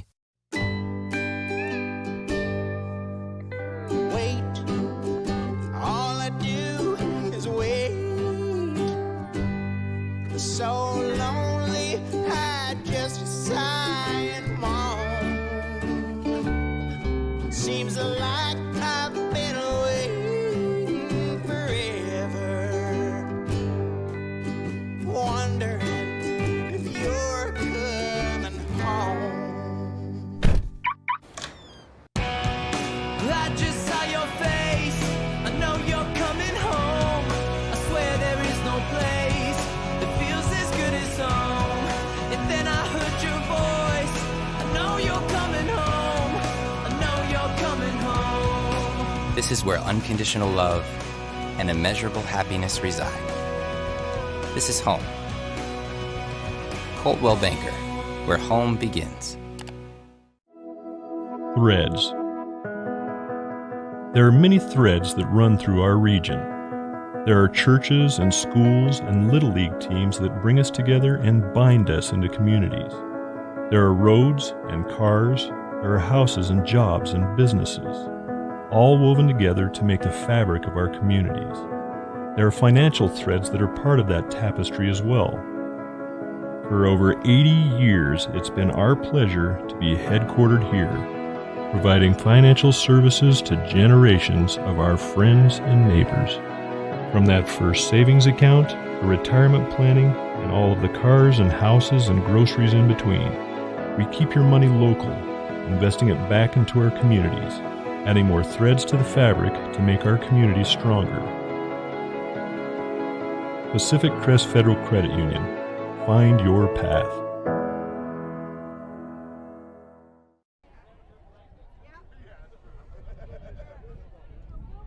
It's halftime tonight at Henley High School at the 31st annual Southside Series between the Vikings and the Hornets, 22-14. The score at half tonight, Mazama with the lead. They've punched it in 3 times, twice from Trevor Anderson, once from Trace Horton, all 3 rushing touchdowns. That's what the Vikings do. For Henley, Shaw Stork broke loose from 39 yards out for their first score, and then he completed a 10-yard pass to Tyler Harper in the end zone to close out that first half. Kevin, it's been close so far, 22-14, only 8 points separate the number 1 and 2 teams in the state. It's been a great football game so far. Yeah, it has been. Really, really well-played games. It's been fun to watch, and both teams came to play. They're doing a good job. Got a little sloppy in the second quarter. We saw a few flags and a little bit out of control a little bit, but for the most part, good football. And Henley has a shot. You know, I think they found some things that worked. Henley does that. We've seen them do that. They'll try to run the football. It wasn't as effective. I think their passing game might be the answer. They've done a good job of pass protection, better than I thought they would coming into the game, giving Shaw time. And Stork needs to have a big game, and so far he really is playing quite well. Not only has Stork had time, but he's had confidence throwing the football tonight. He's found Whitlock in the flat a couple of times, but that connection between himself and Owen Sheen has been strong tonight. Those curl routes, those over-the-middle kind of slant post routes have hit nicely. They found some chemistry, and it's keeping this offense afloat in a game that Mazama's defense has controlled at times. Absolutely, and that's Henley's versatility is going to be called on tonight for sure in the second half, but to only be down 8 and having the football in the third quarter to start, they're in good shape. Right, they will get the ball back. One more thing we'll mention just real briefly is Mazama's guys up front. You talk about Mazama, you know what you're going to get from them before you even come and play them. They're going to run the triple veer option. They're going to run it up the middle, going to kick it outside a couple of times, but boy, oh boy, we talked about their offensive line. They have been every bit as good as advertised tonight. Absolutely, and you know what's coming. You can't stop it anyway. I mean, they execute, and they have done exactly what they want on offense tonight, yeah. 22-14 the score at half tonight. The Mazama Vikings leading the Henley Hornets. We're going to take a break. When we come back, we'll give you a look at what else is happening around the state of Oregon and in the Big Sky Conference. All that's coming up more as we continue our halftime show. The Vikings lead Henley 22-14 on 104.3 and 960 Sports. HD video tonight on mybasin.com. Keep it here. During COVID, I gained over 24 pounds. I lost motivation in working out. I lost motivation in eating healthy. And for me, if I'm not active, I just don't eat well. But then I started taking a class at Harbor's gym called High Low. The first week I felt like I didn't fit in and I couldn't do it, but the instructor was so kind and thanked me for coming and told me how well I did. I was like, no, I wasn't, but it made me come back the next week and the next week. And soon enough, I was keeping up with the class. I started introducing more classes and then going Saturdays. I learned how to lift weights accurately with repetition. I started lifting on my own. I started golfing too with my husband. And all of a sudden, I was buying salads instead of sandwiches. Small victories happened week by week, and it's 100% because of Harbor, their staff, their gym, the golf. My husband is getting out of the house and working out with me. His golf game is increasing, we're lifting together, and we feel good. Harbor, where I lost my reins and got my gains. To us, pizza the way it ought to be isn't just our slogan. It's our promise and our passion to give you the best dining experience and the best tasting pizza you expect. For over 40 years, we've been making pizza the way it ought to be. Handmade with the freshest and finest ingredients. Our dough is made fresh daily, and we use 100% whole milk mozzarella cheese and toppings edge to edge. There's pizza, and then there's Mountain Mike's Pizza. Pizza the way it ought to be. Hi, I'm Rob Cedar, General Manager at Clown Falls Honda and Clown Falls Subaru. I've lived here my whole life. Most of our employees have lived here their whole life too. Our sales, service, parts, and body shop teams are all staffed with experienced local folks. You know them and they know you. Our dealerships are comfortable and not corporate. Comfortable means we're focused on you. I'm Rob and I'm glad to know you.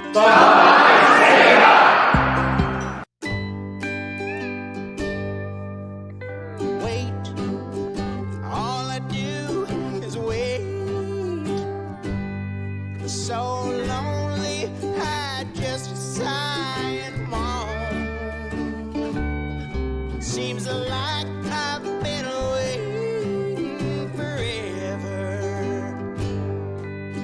wondering if you're coming home. I just saw your face, I know you're coming home. I swear there is no place that feels as good as home. And then I heard your voice, I know you're coming home. I know you're coming home. This is where unconditional love and immeasurable happiness reside. This is home. Coltwell Banker, where home begins. It's halftime tonight at Henley High School, and the Hornets trail the Vikings 22-14. That's halftime score here. We do have a couple of other scores going on around the state. One score, Lost River in front of Cross Point Christian. What was that, 50-6? 53-6, I believe, in the second quarter. All right, well, good on those Lost River Raiders. They're ranked number 2 in the state in their respective classification, in that 1A 8-man division. Also playing tonight from that same conference, Bonanza at home against Camas Valley. Chiloquin on the road against Prospect. As we take a look at some college football happening tomorrow, if you tune our way on 104.3 and 960 Sports, you'll hear the Oregon State Beavers taking on the Colorado Buffaloes. And number 10 Oregon tomorrow taking on number 9 UCLA. ESPN's College Game Day in Eugene for that 12:30 kickoff. Should be a great game between the Ducks and the Bruins. Also, if you're a fan of football in our neck of the woods, the Southern Oregon Raiders at number 24th ranked Montana Tech in the NAIA Frontier Conference. Elsewhere in the Big Sky Conference tonight in high school football, North Bend at home against Ashland Marshfield, taking on Hidden Valley and Klamath Union on the road against Philomath. As the Big Sky Conference starting to shake out a little bit. Both of these teams that we see here tonight, the Vikings and the Hornets, undefeated, 4-0 in league play, 7-0 overall. We were talking about it just a little bit. This game, big for playoff implications. If the Hornets find a way back into this ball game, they could potentially clinch the Big Sky Conference. Mazama still has Marshfield in front of them, and those Pirates, Marshfield 9th in the state, they're 3-1. They have all but clinched up their spot as the 3rd team in the playoffs out of the Big Sky Conference. So things starting to shake out, maybe as we thought they would a little bit, but still interesting to see as we enter the final 1.5 weeks of the regular season. Yeah, there's a lot on the line, and we've kind of been in this situation before. So the winner, if you do win the Big Sky, you're guaranteed probably a couple home games. If you get second, you get at least one. So that's what you want to play for. And this game's still in question. It's close.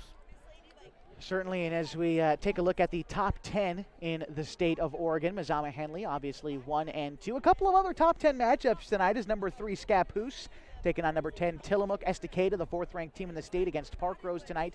Baker on the road against Crook County. They're the 5th-ranked team. Pendleton is number 6, and they're taking on number 7 LeGrand. So there you have the other top 10 matchup tonight in the state. Number 8 Marist on the road against Cascade. You've got Marshfield, the 9th-ranked team in the state, at home against Hidden Valley, and then as we mentioned, 10th-ranked Tillamook at home against number 3 Scappoose. So again, we talked about it a little bit in the pregame show, but now is where you start to have these top teams kind of playing each other to see where everyone's going to fall when you have to seed them into 16 to go into that OSAA bracket. 3 teams from our conference. We talked about that a little bit, but as you kind of look at it, a lot of good teams. Tillamook has snuck back in there, a team that Henley beat last year. Marshfield, another opponent from Henley last year in the playoffs. You look at Marist, a team that Mazama is familiar with in the playoffs as well. They're a familiar foe. LeGrand in the eastern part of the state always seem to be around that 7 to 10 spot, so things are starting to come out as we thought they would, but again, things still making it exciting as we head into those playoffs, which again, you can find more information about if you visit osaa.org. Click right through there and they will have the information for you. This is probably the biggest game in the state. I would argue. I mean, you're having the 1 versus 2 against each other. I don't know. I don't know why College Game Day didn't stop by here tonight. Yeah, you know what? They're only about 4.5, 5 hours away. They're not doing anything tonight. They've been here. No, they're not. Yeah, I'll put in a good call with Kirk Herbstreit. See if I can get some people down. Thank you. Yeah, we're a few minutes away from the 3rd quarter tonight, 22-14, and Mazama leads the Henley Hornets. We're going to take another break. We'll talk a little bit about what we expect to see coming up in this second half. You've got Hornets football tonight on 104.3 and 960 Sports. Tonight on My Basecom. Keep it locked. What rhymes with great? Participate. Where does greatness start? Here, in the classroom. On the stage. In the pool. On the field. Where will your greatness take you? To better grades. To more friends. Yeah! Be great. Participate!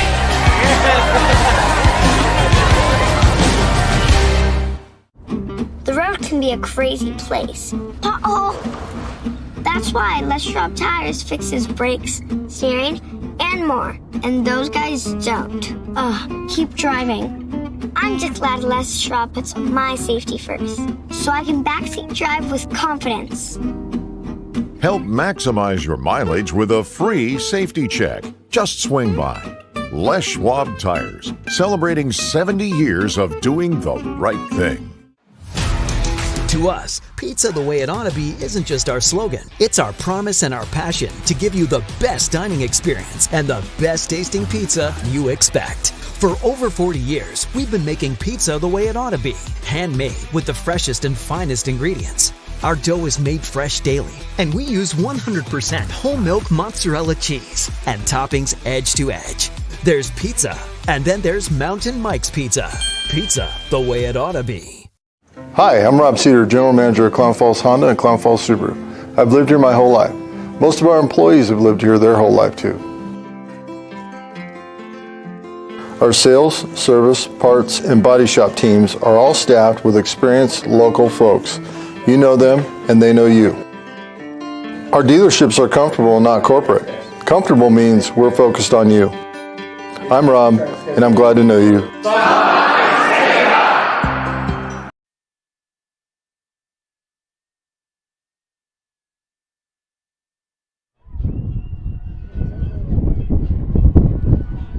Well, the wind is certainly picking up tonight in the South Basin tonight at Henley High School, 104.3 and 960 Sports. We've got HD video tonight on mybasin.com. Boy, oh boy, you can hear that wind, I'm sure, over the radio and, of course, on the live stream tonight. About 56 degrees right now. Chance of rain picks up after about 9 o'clock. Might see some precipitation a little bit later on. I'm trying to find wind speeds. I can't seem to find them on my weather app, but my goodness, it's got to be picking up as we get ready for the second half of action tonight. The Vikings lead the Hornets 22-14. Both of these teams seem to be executing the way that they want to on both sides of the football. So far, MAZAMA has found the edge, but as we look ahead to the second half, what do we expect to see, Kevin? Well, I think we're going to have to focus on the mistakes and the penalties and the turnovers. The one Henley scoring drive was definitely helped out by a few penalties. So sure, the penalties make a difference. They matter. And of course, the one drive was stopped by a fumble. So we'll see how this half plays out as far as the team's been able to hang on to the football and making the fewest mistakes. I think that will be a key. Absolutely, and as I did mention, the wind speed blowing in 18 miles an hour from the western part as we look north tonight at Hill O'Brien Field. That is blowing directly in from the west end zone. So as Henley will receive the football, I believe they're going to be headed towards that west goal too. So something to keep track of as we get ready for the third quarter coming up in just a couple of minutes. One more break coming up on the halftime show, and then we'll be back with you for more Hornets football on 104.3 and 960 Sports. HD video tonight on mybasin.com. Keep it here. What rhymes with great? Participate. Where does greatness start? Here, in the classroom. On the stage. In the pool. On the field. Where will your greatness take you? To better grades. To more friends. Yeah! Be great. Participate!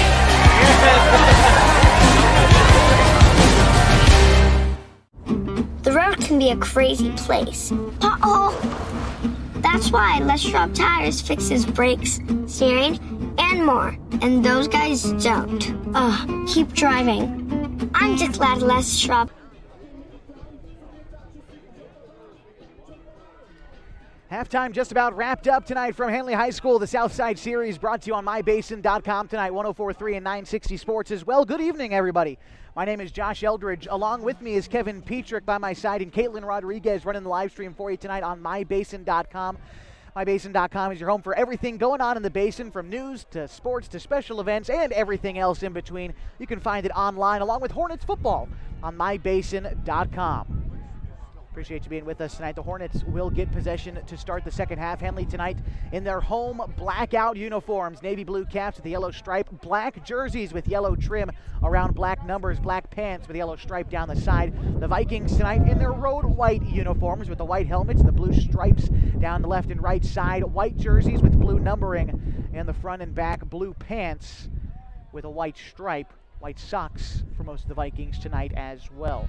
The Hornets play as much as a mature team as I've seen at the high school level. You know, they were behind at Seaside the whole game. They didn't panic. They pulled that one out. They're down 8 here to the #1 team in the state, and their demeanor is good. They're positive. So I think their maturity will play a big role in the second half. Absolutely. And as we mentioned, the wind coming in 18 miles an hour from the west. That is where the Hornets will be headed as they go from right to left across your radio dial. The Vikings to kick things off in just a few short seconds. Trace Horton back there to kick. Luke Bennett and Logan Whitlock to receive for the Hornets. They're stationed at about the 7-yard line as the officials wave things on tonight. Our white cap this evening, Mr. Robbie Cesena. And the wind blew the ball right off the tee. If he gets a chance to kick this, it should go out of the end zone because the wind is just going to take it right through. And I will say, Bennett not actually on the kick return. He's on the sideline right now, but Whitlock is out there, and one more Hornet is out there as well. Not quite sure. It might be Shaw Stork. It looks like it's 7. Yeah, that could be Shaw. Which is rare. We don't see him back there on kicks, but he is quick. Yep, with his speed, you want him back there. Get in the ball. All right, it looks like they're going to have to hold the ball still for Mazama. Walking up there, Dominic Schreiber, the senior, 5'7", is going to hold the ball still on this kickoff. We know that Trace Horton has a boot, but I don't think Mazama has had to pull this one out of the bag so far. Definitely not in this game. 12 minutes on the clock to start the third quarter. The Vikings lead the Hornets 22-14.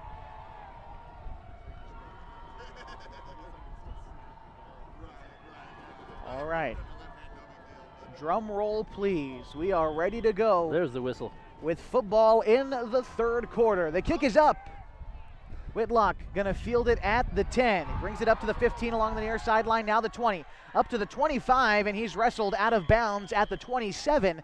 That is where the Hornets will start this possession, their first of the second half. Kick didn't quite go as deep with the holder. So the Hornets will get a little better field position. Out to about the 30. Henley scored twice in that first half, once on a Shaw Stork 39-yard rush. Stork then found Harper in the end zone from 10 yards out for their 2 scores so far in the ballgame. Hornets 7 first downs. They're 1 for 2 on third down conversions tonight. Here we go. Stork with Whitlock in the backfield. It's going to be a keeper for Stork, trying to find some room along the right. He's got a blocker. He's upfield. He's up now to the 35. He's up past the 40. Out of bounds before the 45. Call it the 44-yard line. And that'll be a gain of 14 and a Hornets first down. That was a nice sprint by Stork. I think he meant to hand the ball off, but he kind of mishandled the snap and ended up having to keep it, and it was a good thing. Nice gain. It'll be 1st and 10 Hornets from the 45, so he did get that extra yard. Call it a gain of 15 on the play for Shaw. He's got 3 receivers to the near side, 1 to the right. This one is going to be a handoff to Whitlock. Battles up forward for a gain of 6. It'll be 2nd and 4. Good acceleration from Whitlock, probably the best we've seen tonight once he received the football. Had a nice gap over there and picked up about 6. On the other side of midfield now, the Hornets driving down into Mazama territory at the Viking 49. Here we go, 2nd and 4. Stork with Whitlock to his right, 3 receivers to his left. This is going to be a handoff to Whitlock. He's got some room. He's up past the 40, inside the 35, and he's wrestled down at the 30. Finally brought down at the 32. A big gain for Whitlock and a Hornets first down. Another nice hole produced by that offensive line for Henley. I think that's the first time we've seen Whitlock in the secondary. Good run. Hoping to get him out into space. Logan Whitlock, arguably the best running back in the state. You can make the conversation. The #1 leading rusher, 984 yards coming into tonight, and 16 touchdowns, which leads the state as well. Here we go, 1st and 10, Henley from the 25. It's going to be a keeper for Stork, trying to find some room along the right side. Maybe a gain of 1 or 2 on the play brings up 2nd. Mazama did a good job that time of reading the play. Stopped it right at the line of scrimmage.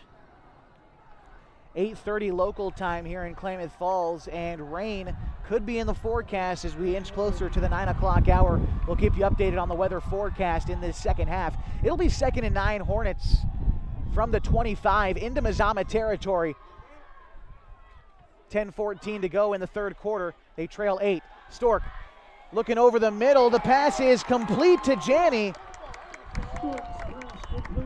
And pardon me, that's Owen Sheen on the reception. Good for about 15 inside the 10. It'll be 1st and goal, Hornets. That was that little post route again, and Stork made a really nice throw. Kind of a tight window down there. He put the ball right where it needed to be. It's 1st and goal. 1st and goal from about the 6. Stork with Whitlock to his right. Takes the snap. It's going to be a handoff to Logan. He gets wrapped up, but he stays on his feet. The ball's loose. Mazama picks it up, and they're going to mark it down. I think there was a whistle, Josh. Was Logan down before the ball popped loose, I think is the question, or did the momentum stop? You have to sort out whose football this is, I think. I think that the question here is, I think the whistle. A flag well after the play just thrown, and we'll see what's happening here. Shaw Stork seems to be excited. We'll see where this is going. As you were, Kevin, what were you saying? Well, I believe it was what happened was his forward progress was stopped, and the referee did blow the whistle. So the ball was dead, so there was not a fumble, and from what I can tell. Right. Unsportsmanlike conduct, Vikings, and so this one will move, what, half the distance to the goal after that? Yeah, it looks like it. Is a 1st and goal situation, so with the ball being snapped at the 6 before, we'll see how close they bring it. Looks to be at the 4-yard line, so maybe not quite half the distance. Either way, it's going to be 2nd and goal from officially the 5. Here we go. Hand off to Whitlock. Puts his head down on his feet, battling for it. I don't think he made it in, although he is just about to the 2. Whitlock trying to stay on his feet, keep him moving, but just short. That was a good effort. He was really driving those legs, and he was pushing the 4 or 5 Mazama defenders, and he's right near the goal line for 3rd down. 3rd and goal from the 1.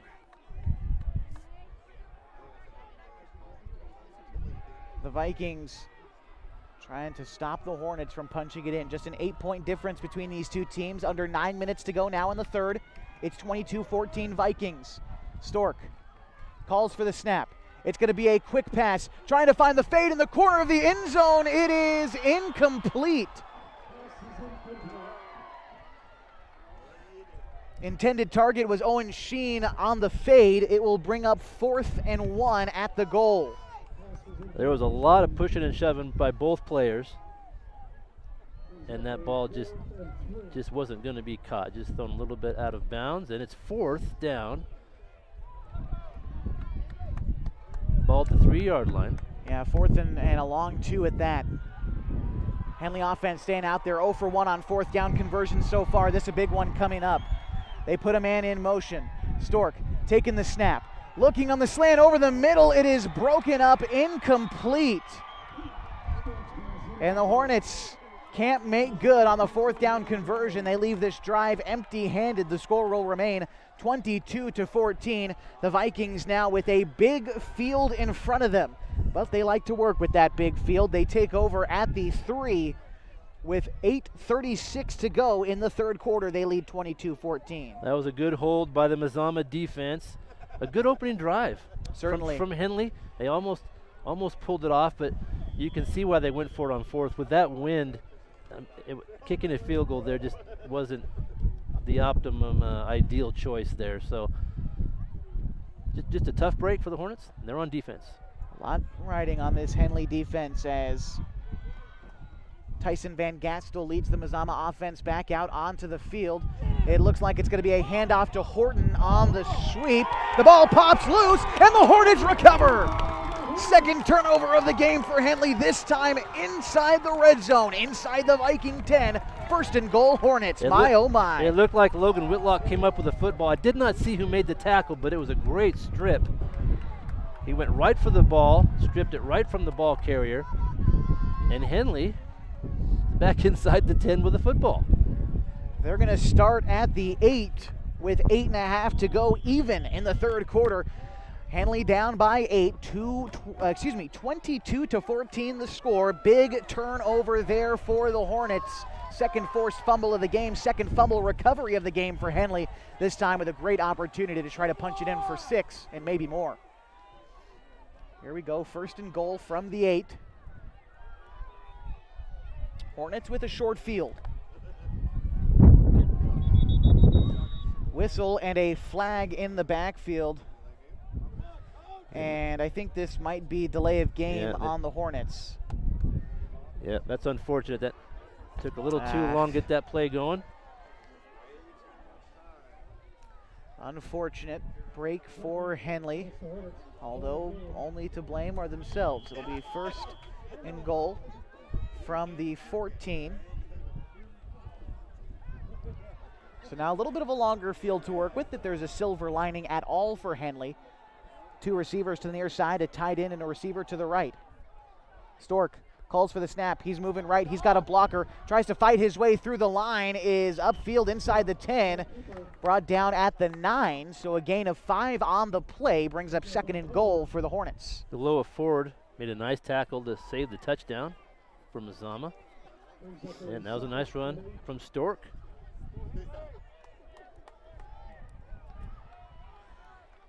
Second down and goal from the 9. Stork with Whitlock to his right. This is going to be a handoff to Whitlock. He breaks a tackle inside the 5. He's into the end zone for a Hornets touchdown.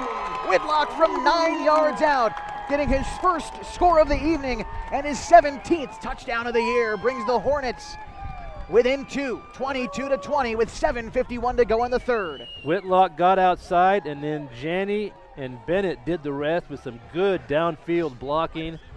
They sealed that edge, and Henley 2 points away from tying this game. Good blocking downfield. Whitlock from 9 yards out, and now the Hornets trying to go for 2 to tie the ball game. Remember, they missed the extra point earlier. Now trying to make up for it with a 2-point conversion here. Stork is going to play action pass. The pass is into the end zone and caught by Owen Sheen. 2-point conversion good, and we are tied at Hill O'Brien Field. 22-all, 7:51 to go in the third. We're going to continue our coverage next on 104.3 and 9 Sports HD video tonight on mybasin.com. Oregon Tech men and women basketball season tickets are on sale now, starting at just $75 for 30 games. Come help us celebrate our 75th anniversary and cheer on the Hustlin' Owls. Reserved season seats start at $175. And our all-new Family Pass gets a family of 4 in on the action starting at just $200.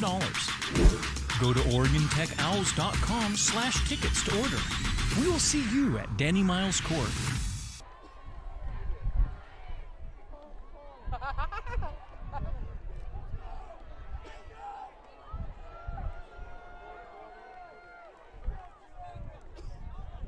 $7:51 to go in the third quarter, and the Hornets have tied it after 2 plays and 29 seconds. Logan Whitlock punched it in from 9 yards out, and the 2-point conversion was good on the connection between Stork and Sheen to make this game tied at 22. The Hornets to kick things off into the eastern wind. The kick from Sheen on the near hash is up, coming to the near sideline. It's going to be Hubble to let that one bounce out of bounds, and Mazama will start at the 35. Now Kev, last drive for Mazama lasting 1 play and then a fumble deep into their own territory, gave Hornets great field position to then score in just 2 plays. Looking for different fortunes this time, I'm sure, are the Vikings, but this Hornets defense has made some pretty big plays tonight. Yes, and Was that an eventful 4 minutes or what? I would say There's so. a lot going on, Yeah. and it was very enjoyable to watch from a football standpoint, and really enjoyable if you're a Henley fan, because they made some nice plays, like you said. Defense picked up on the turnover, and I think we saw some of that maturity. You know, that delay of game penalty moved them back outside the 10. It was a little bit frustration there, but they just kept it together, executed their plays, and scored the touchdown and eventually tied the football game. And so after the kickoff, it looks like we're going to have just a quick do-over. Unsure. Did you happen to see? Well, I believe when the ball's kicked out of bounds, you have the option. Gotcha. Is that right? Yeah. I'm not sure, actually. I thought that Yeah. was a junior varsity thing, but I'm not. Well, they got rid of kickoffs in junior varsity See, football. you can so. either take the ball or you can have them kick it again. And Gotcha. Okay. with this wind, why not try kicking it again, I suppose? Yeah, absolutely. So, Sheen being talked to by one of our officials tonight, trying to tee up the football, and we'll be ready to go in the third quarter. Each team, obviously, still here early in the third, 7:51 to go, tied at 22. Each team has their timeouts. A lot of football left to be played, and we're knotted. All right, here we go. Sheen with the kick. It's up, going to the far side of the field, and that's going to bounce out of bounds as well. That one at the 30. And so will we do it a third time? That is the question that we're all waiting for. Maybe? Potentially? Vic Lease on the sideline making a decision. And here we go. Third time's the charm, ladies and gentlemen. We're doing it again. And are they moving back 5 yards each time? I believe so. I believe, yeah, because there is a Yeah. penalty on the play. So Yep. now they're going to be kicking from the 30. And, oh, have we been duped? They're taking it. Are they? Both sidelines are a little bit confused. I'm confused. Okay, 1st and 10 Mazama from the 40. There we go. Okay, we made up our minds. And it's time for football.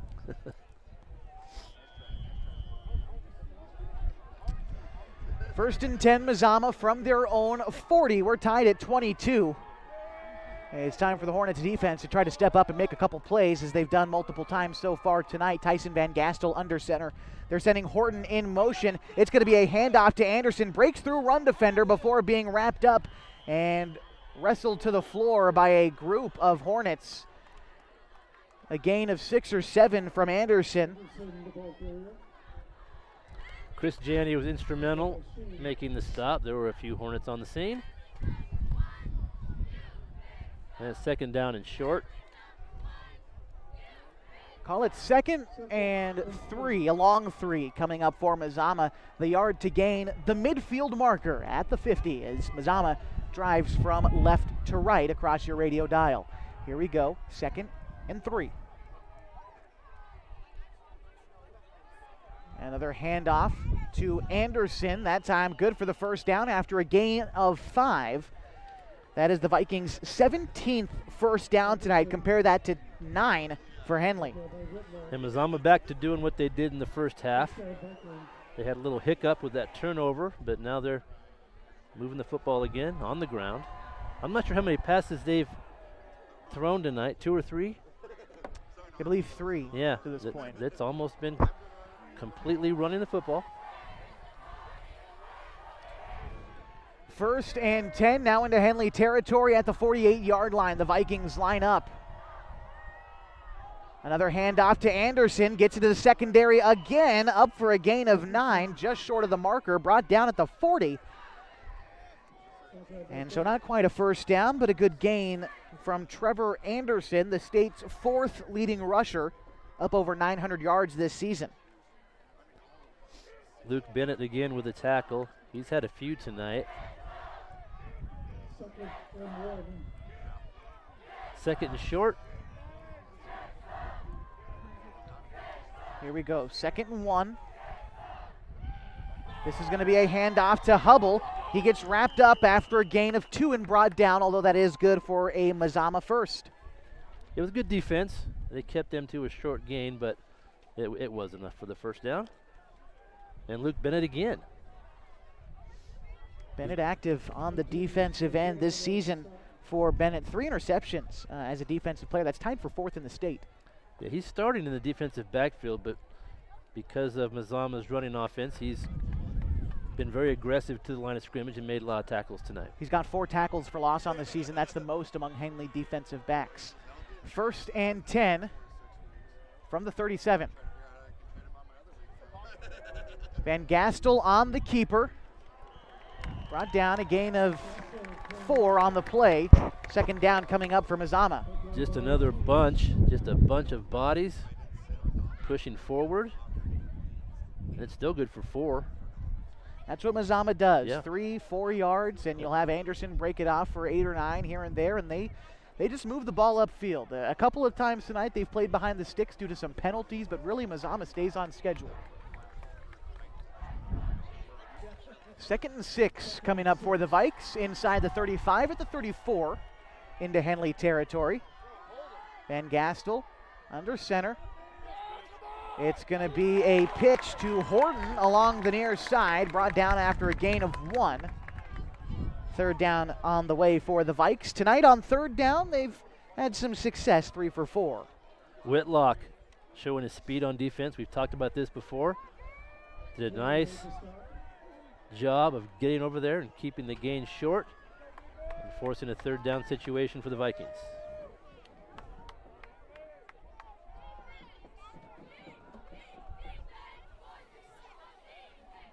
Third and 6.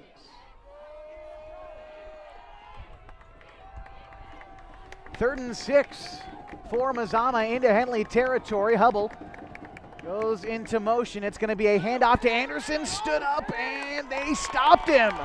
Big 3rd down stop there for Henley, but you know, with this Mazama offense, it doesn't stop at 3rd down.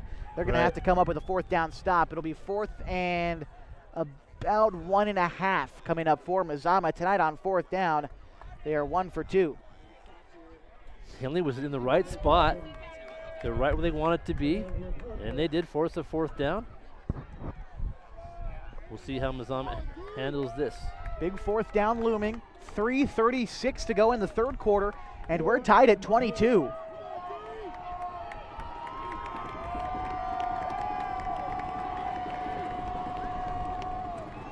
This is going to be a handoff to Anderson. He gets the 1st down and then some, still on his feet, spinning around defenders, inside the 15, to the 10, to the 5. Touchdown, Vikings.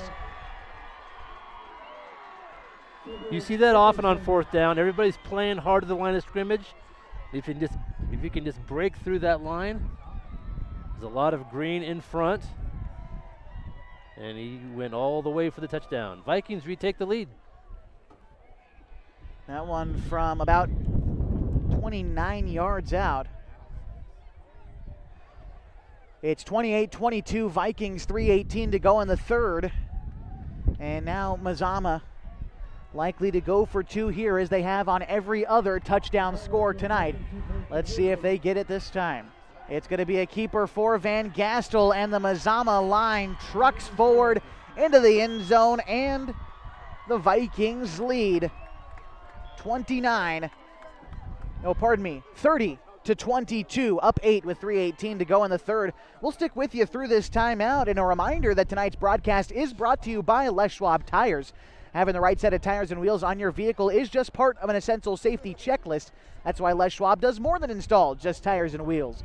You can come on in for a free pre-trip safety check, and they're going to help make sure that everything's in working order at Les Schwab Tires. They've been doing the right thing since 1952. For the Vikings on that drive, it was 60 yards in 8 plays and 3 minutes and 40-ish seconds. Good drive for Mazama. Puts them back up 8, 30-22, 3:18 to go in the 3rd. You look for halftime adjustments in most games, but I don't think Mazama changed a thing. I think Right. I think they're going with what got them here, and it worked perfectly on that drive.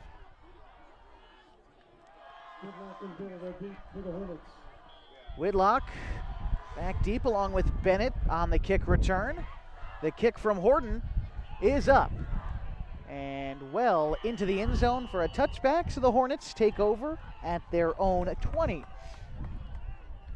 With 3:18 to go in the third quarter. They trail 8, 30-22. The Vikings, number 1 in the state, leading the number 2 team, Henley. It's been back and forth so far tonight. Mazama has held the lead or been tied with Henley. Henley has not had a lead yet tonight. Henley forcing a couple of turnovers definitely helped their cause. And Coach Pashy able to call up any play. And they've had a good selection of runs and passes. So we'll see what they do here on this 1st and 10. Stork with an empty backfield, 3 receivers to his left and 2 to his right. He has tucked it and run in these situations. We'll see what happens here. Stork looking quickly to his right, finds Whitlock. Whitlock has got a little bit of room trying to shed off one defender, and he does, upfield for a gain of 11. And a Hornets first down. More like a gain of 10, still good to move the sticks for the Hornets.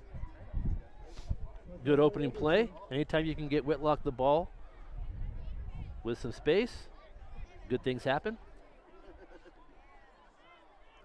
1st and 10 Hornets now at their own 21-yard line. 31-yard line. Whitlock moving from the left to the right side of Stork. 1 receiver to his right as well. It's Sheen. This is going to be a handoff to Whitlock, who gets wrapped up but keeps the feet moving upfield for a gain of 1. It'll be 2nd and 9. Not a lot there on that one. Henley will draw up something else here on 2nd and 9. Got 2.5 minutes left here in this third quarter. 30-22 the score. The Vikings up 8.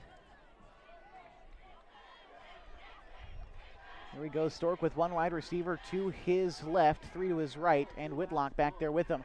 Quick play action pass. Stork feels the pressure. He's having to roll out to his left. Gets past one guy. There is a flag. Stork lets it go downfield. The pass is incomplete, almost picked off. But again, there is a flag. Stork feeling the pressure, had to get rid of the football. That was a dangerous throw. Yeah. Throwing that in the middle of the field. He was under intense pressure. He was looking for Owen Sheen at the beginning of the play, but there was really good coverage downfield by Aguiar. So the call was a hold against the Hornets, which seemed pretty obvious along the right side of that offensive line as Stork tried to scramble to his left.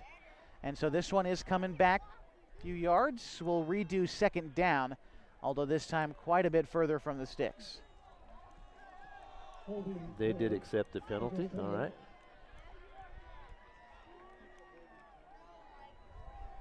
Yeah, from the spot of the foul, that's quite a penalty. Yeah. Yeah, it backs him up a lot. Yeah. They are going to be snapping this one from about the 13. The yard to gain is the 42. So call it 2nd and 29. No, 2nd and 21, pardon me. Stork with an empty backfield. Quick outlet pass to Whitlock is completed. Gets up to the original line of scrimmage, maybe a gain of 1 more. 3rd and forever coming up for Henley. Yeah, you're in a tough spot here. You got to find that play. You got to find that 3rd and 30 play that you have in your file cabinet. If anyone has it, it might be Coach Pashy. That's true. He's done it before. Yes. They'll be snapping it from about the 15, so it was a small gain on the play. Again, the yard to gain, the 41. 3rd and 27 is their official measurement. Here we go. Stork with an empty backfield. Drops back, trying to find Whitlock on the near side. Whitlock has it. He's trying to find room along the sideline. Tries to spin back end of bounds. He drops the football on the hit, and the Vikings recover. They recover it at their own, at the Henley 23-yard line. The Vikings take over with great field position and 1:12 to go in the third. They lead by 8, 30-22. That was good defense. The Vikings knew the down and distance, and they gave all that space in front. So Whitlock had plenty of room to run, but he was trying to maneuver out of that tackle. He gave up the football, and the Vikings have a short field and a chance to get up by a couple of scores here.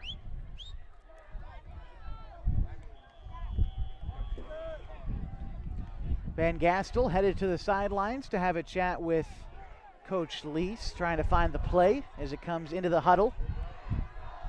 It'll be 1st and 10 Vikings from the 24 into Henley territory as they drive towards the east goal tonight at Hill O'Brien Field. 1:12 to go in the third. 30-12, Mazama leads. Van Gastel under center. It's going to be a handoff to Anderson. Doesn't get much. Maybe a gain of 3. Second down coming. That was a sneaky inside handoff, but it didn't fool the Hornets. Good defense. Picked up only a couple.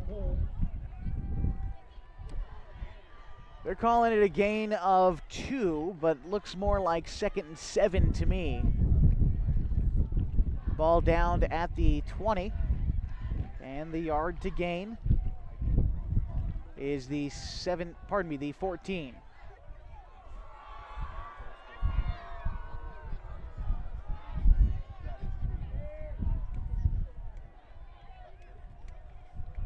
Van Gastel under center. It's a keeper, trying to pitch it to Hubble. Hubble has some room along the left side, cuts back into the right, breaks past one defender, and he is into the end zone. A Vikings touchdown after Hubble shifts past a couple of Henley defenders. The Vikings lead 36-22 with 20 seconds to go in the third. We've seen that a couple of times tonight. Once that ball gets to that third option, if there's no help on the outside, he's got a clear lane, and in that case, a touchdown. Mazama really took advantage of that short field on this drive. 2-point conversion as they try to put themselves up 16. It's going to be a direct snap to Anderson, and did he get in there? The referee is trying to get in there to sort it out. Mazama seems to think they've got it, but of course they do. Jumble of bodies. No, he did not. So it will remain a 14-point ball game with 20 seconds to go in the third. Mazama up over Henley 36-20. Tonight's game on mybasin.com, brought to you by Abby's Legendary Pizza. If you're looking for a great place to eat, head to one of Abby's Legendary Pizza locations for some of the best pizza in the basin at 1919 Austin Street or 2226 Shalleck Street near OIT. Abby's Legendary Pizza is a proud supporter of high school sports. Also, Pacific Crest Federal Credit Union. Picking the right path can make the journey easier, the distance shorter, and can assure that you end up at the right place. Whether you're dreaming of owning a home or you just want a great checking account, Pacific Crest Federal Credit Union can help you reach your goals. 36-22 Mazama, 20 seconds to go in the third. That drive for the Vikes lasting about 40 seconds and 2 plays going 23 yards. They were gifted with some pretty great field position after the Logan Whitlock fumble on third down. And now lead by 14, ties their biggest lead of the night. Henley came back and tied it after being down 14, so now a similar task in front of them. That was a strong piece of defense on that conversion. Sure. That's the first time really tonight that little sneak didn't work. So some good work saving the Hornets 2 points there.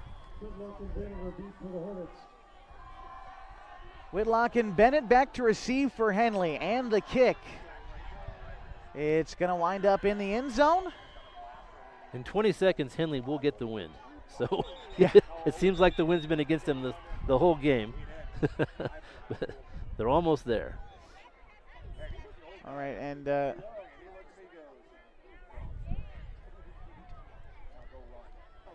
so the Henley offense will get back out of the field. A 3-and-out for them last time. Well, it didn't get to finish the 3-and-out. They didn't get to punt the football. It was a fumble on third down for Henley last time out, but they are trying to recover and get back into this ball game. They will start at their own 20.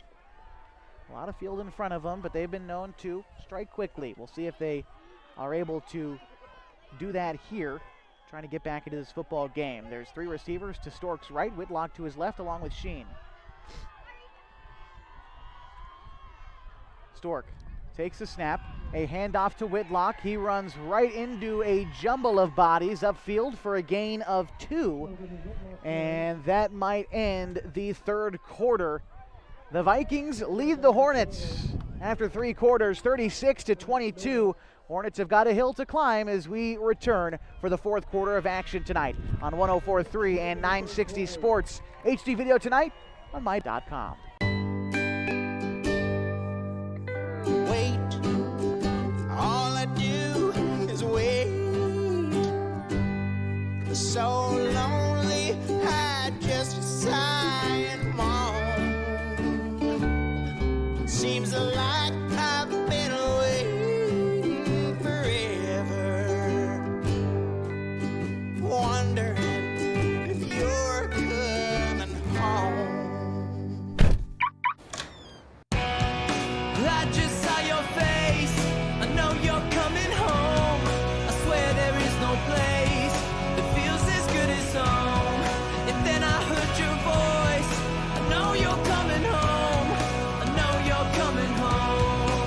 This is where unconditional love and immeasurable happiness reside.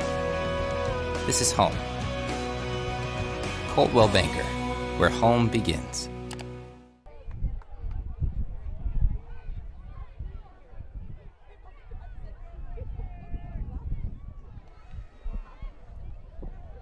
Put your fours up, Kev. It's the fourth quarter here at Henley High School. Yes. 36-22, and I think I just felt my first raindrop as we enter the fourth quarter. Mazama up by 14, and Henley has the football.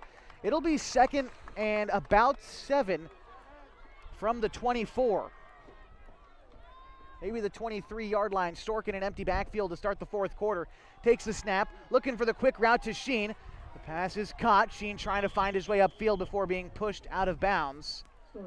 Upfield for a gain of 6, still short of the marker, 3rd and 1 on the way for the Hornets. I think it's important for Henley. They're going to need to hurry because in the best case scenario, they'll need to score 3 times. And a Mazama drive can last 5, 6, 7 minutes. So the clock is, it's kind of early normally, but in this situation, I think the clock is your enemy here. You need to get the ball out of bounds or move the ball quickly. 3rd and 2 for Henley. Low snap. It's going to be a keeper for Stork. Finds a little bit of room up the middle, and he gets the first down on a rush of 4 yards. 11th first down of the night, and another 3rd down conversion. Henley 2 for 6 in that metric tonight. It'll be first down. That is their 12th of the night. Move the sticks. 1st and 10 from the 31. And you can see the rain starting to come down just a little bit over the field, but not quite here in the bleachers yet. Oh, and here it comes. Stork takes the snap, looking over the middle. Pass is incomplete to Sheen, and a flag likely becoming a pass interference call as Sheen was shoved, trying to go up for the catch.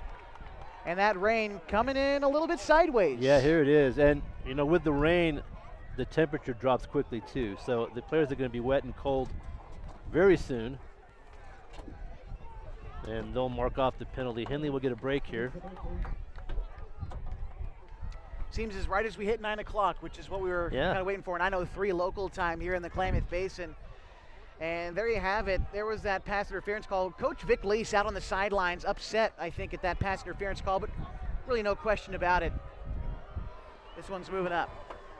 Yeah, he's excited over there, to say the least. And there's the flag, and there's Lee still out on the sidelines, and he's going to get it, still being quite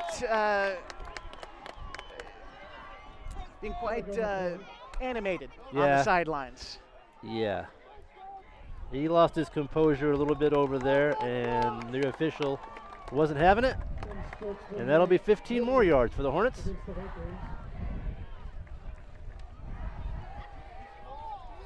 And Vic, Coach Lee still on the field on that far sideline. He's got to watch himself, maybe get a coach to bring him off the field. He is heated a bit over there. 2 different officials threw flags, right. So more than one person saw that. I'm not quite sure why he's so upset. So after all is said and done, Henley into Mazama territory at the 37, 1st and 10. Stork with the snap, coming near side, almost picked off the intended target, Sheen, on the near side. Anderson got hands on it, but it falls incomplete. And now, if you're Henley, you get these couple of penalties. They're gifts. You got to take advantage. Yep. And the clock stops, which is great too. So things going their way on this drive. 11:28 to go in the fourth, 36-22, and Mazama still leads. It'll be 2nd and 10 now as the rain stops just as soon as it starts here at Hill O'Brien Field. 2nd and 10 at the 37. Here we go. Stork calls for the snap, looks left. He's going to hit Janney, but it just slips through his hands. Incomplete, 3rd and 10. Big 3rd down on the way for Henley again so far tonight. 2 for 6 on such attempts. They haven't had great luck. Ball was a little high, but it was definitely catchable. And Henley will have to deal with this 3rd down. They'll definitely use both downs here if they need them. So Yeah, you'd think so. 11:25 to go in the final frame, down 14. Don't have much time to waste against a Mazama offense that likes to chew the clock. 3rd and 10. Stork, back to pass, moves up in the pocket. He's got a little bit of room up inside the 30, wrestled down. It's a gain of 9, looks to be just short of the sticks. It'll be 4th and 1, and maybe the biggest play of the night so far coming up for Henley after that failed 3rd down conversion, although a good idea by Stork to tuck it and run. Yeah, that was a good decision, and he made it quickly. He looked down the field, and his receivers were covered. He didn't hesitate, and that's why he was able to pick up 9. But they need one more here on 4th down. 4th and 1. Big play coming up for the Hornets. Stork, he calls for the snap. It's a handoff to Whitlock. Battles forward, wrapped up, stopped. Did he get it? That is the question. They are probably going to bring the sticks out for this one. The spot means so much here. The spot means so much. Official timeout with 10:55 to go in the 4th. They're going to bring the sticks out. They've got to.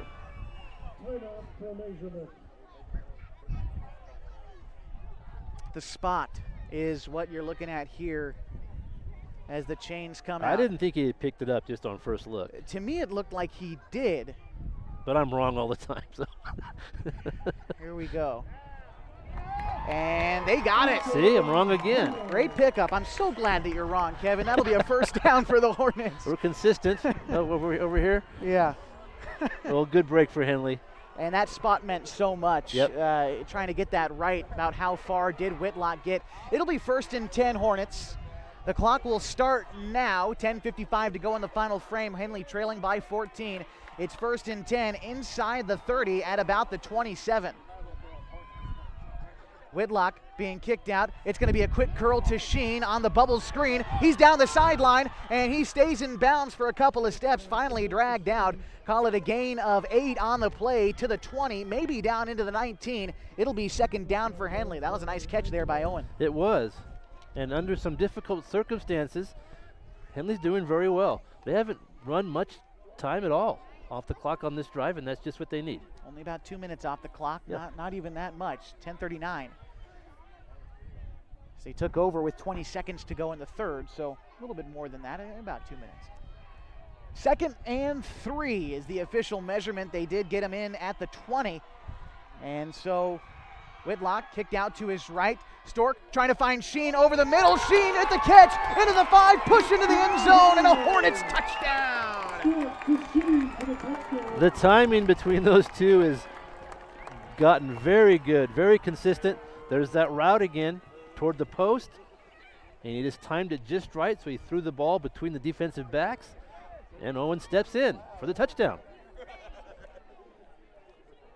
That one from 19 yards out. That's Sheen's 9th touchdown catch of the season. Now the Hornets going to try to kick the extra point. Sheen with the wind at his back. 72% on the year. The Vikings jumped, or did the Hornets jump? There is a flag on the near sideline. So the kick went through the uprights, but now we have to sort out the flag. Now we have to find out, did Henley jump or did Mazama jump? Coach Stork making his way out there to see what's going on. He doesn't want to pick up a penalty himself. I think he's just asking questions. I don't think he's upset. No, I would agree. But he wants to know what's going on. And see, that's the difference of getting the wind at your back in the 4th quarter. Absolutely. Much easier to kick that, and that made a difference, for sure. And Stork might have a chance to accept or decline a penalty based on the extra point kick as well, so that could be also what the officials are sorting out here. Well, they're going back out there. Players are going back out, so. Here's the official signal. It's going to be offsides Mazama.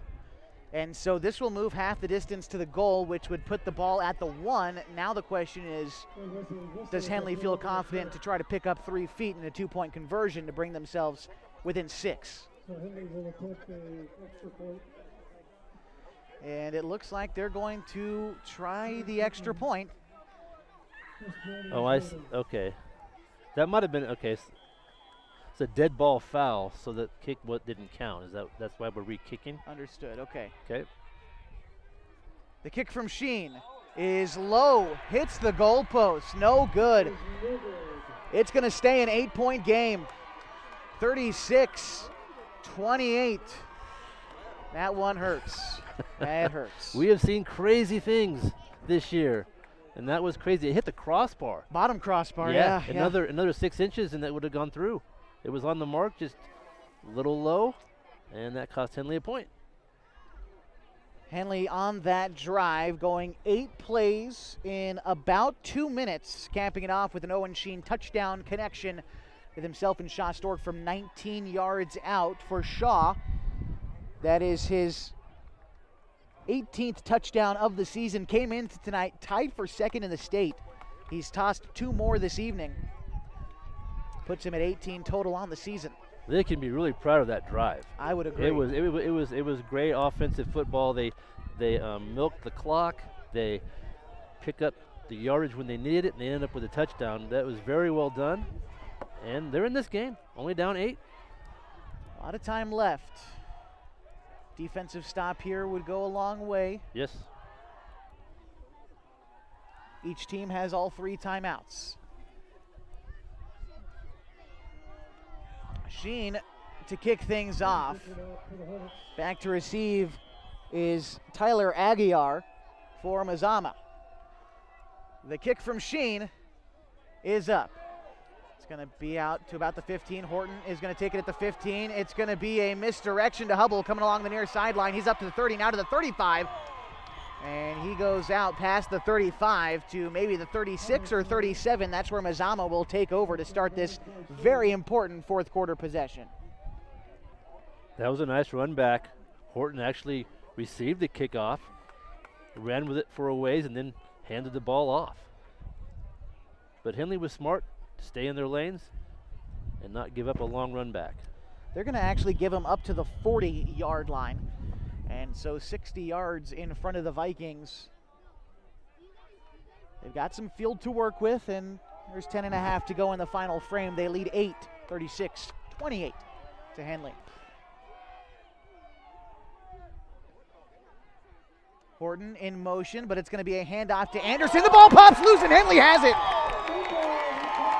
They recover it at the 48, and the Hornets with a huge turnover, their third first fumble of the game.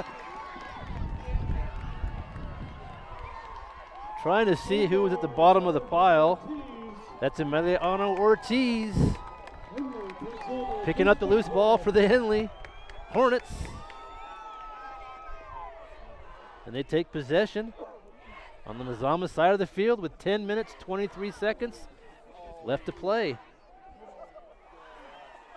Hornets trail by 8. They'll take over 1st and 10 at about the 48-yard line in Mazama territory. Henley has some momentum. I don't think Mazama's punted. Is that right? They've either scored. Turn it over on downs. Yeah, yep. It's just been a crazy game, yes. 2 receivers to either side of Stork with Whitlock to his right. It's going to be a keeper for Stork. Spins around one defender. He's upfield, finally wrapped up and securing the football on his way down. Call it a gain of 5 on the play for Shaw. It's a lot of traffic on those runs up the middle. Being very careful with the football. You got to be. Henley has yet to turn the ball over tonight. Mazama's done it 3 times. And that was a good gainer. About 4, maybe 5. They're calling it officially a gain of 5. It'll be 2nd and 5 for Henley. Stork with Whitlock to his right and 2 receivers there as well, 2 to his left. Stork calls for the snap. He's rolling to his right, has Whitlock as a blocker. Up inside the 40, takes a big hit, short of the sticks. Call it a gain of 4 on the play, 3rd and 1 coming up for Henley.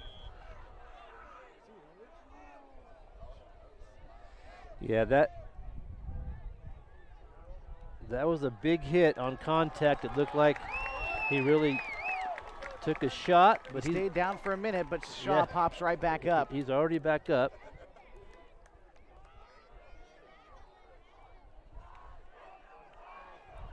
It's a good hard run. The student section showing their support for their senior quarterback, although he is headed to the sideline for this all-important third down play coming up. Official timeout. I think they're going to try to find out if Shaw got the first down. To me, it looked like he might have been short. Yeah. But we are bringing the sticks out. And now we will see about this one. Oh, this could be close. It could be close, and he is short. So it is just close. That's all it is. It'll be third down and very short coming up for the Hornets. And trying to see Shaw, looks to be still on the sideline, at least just for this play. Right.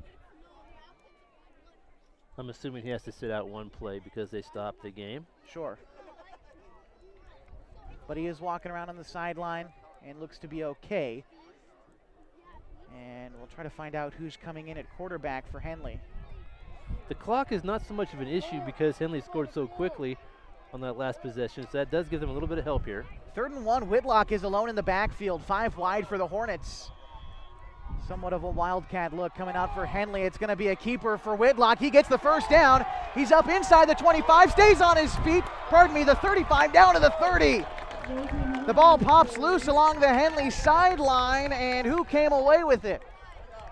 It looks like Henley, or the ball just went out of bounds. It'll be a first down on that big third down conversion. Whitlock on the keeper.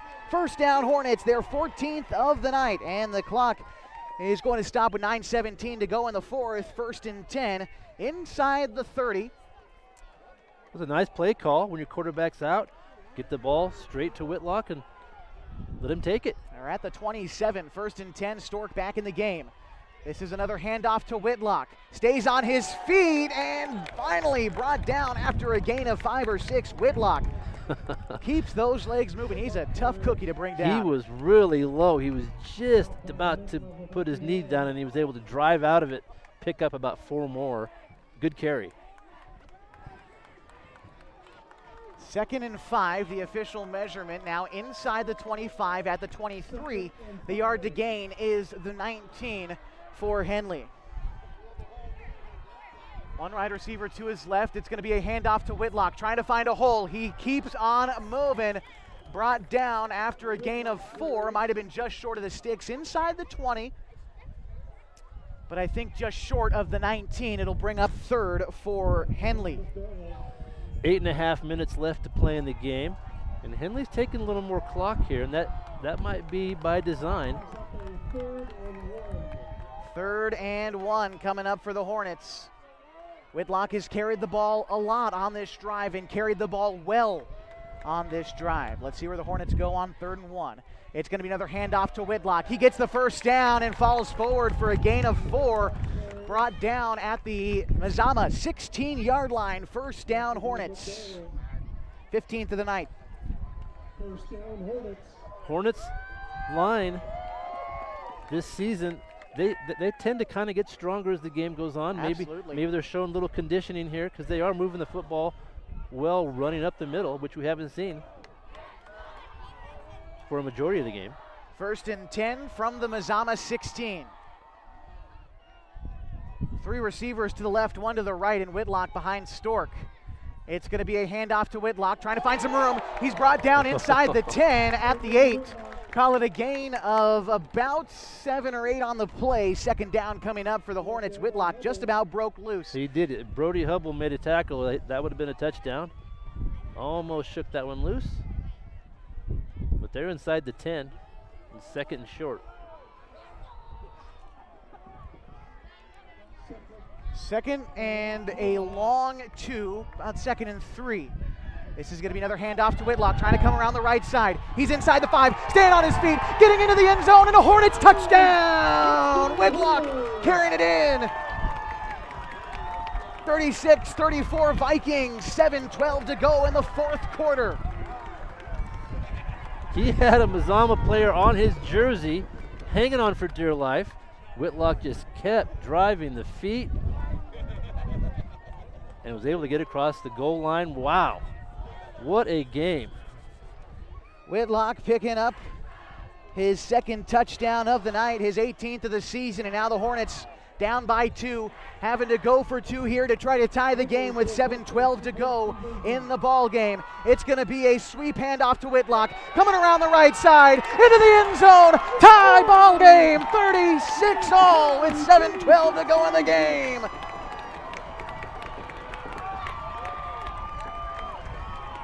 Whitlock found a little line outside, used his speed to get the 2, and this game's tied. We're tied again, 36-36, 7:12 to go in the ball game. The Hornets on that drive, 8 plays, 52 yards, and just about 3 minutes, 2 minutes, 58 seconds off the clock for Whitlock's second touchdown of the night. Ties this game at 36. Tonight's broadcast on mybasin.com, brought to you by Harbor Isles Tennis and Fitness. Harbor Isles Tennis and Fitness have the most understanding trainers you could ask for. They help you get motivated, and their workouts make you feel accomplished all day long. Harbor Isles Tennis and Fitness wants you to lose those reins and get your gains. Henley to kick things off to the Vikings in a brand new ball game. 7:12 to go as the Hornets tied things up on their last drive. Henley's been down to the #1 team in the state by 14 twice. So I think that shows just a lot of resolve for this team, and they put themselves right back in this game.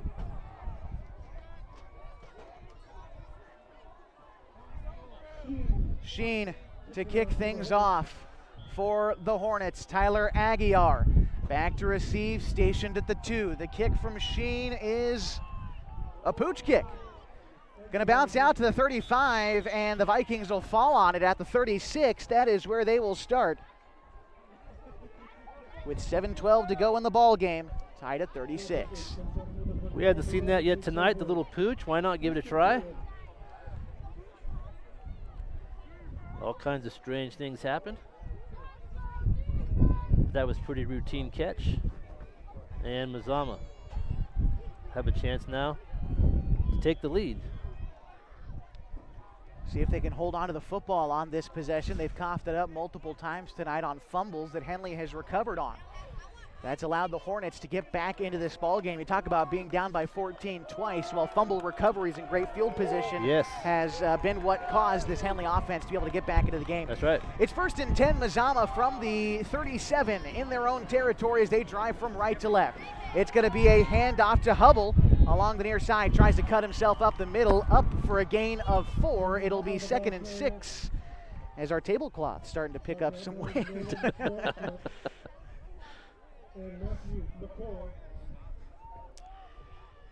Matthew McCoy on the tackle along with Nolan Northcutt.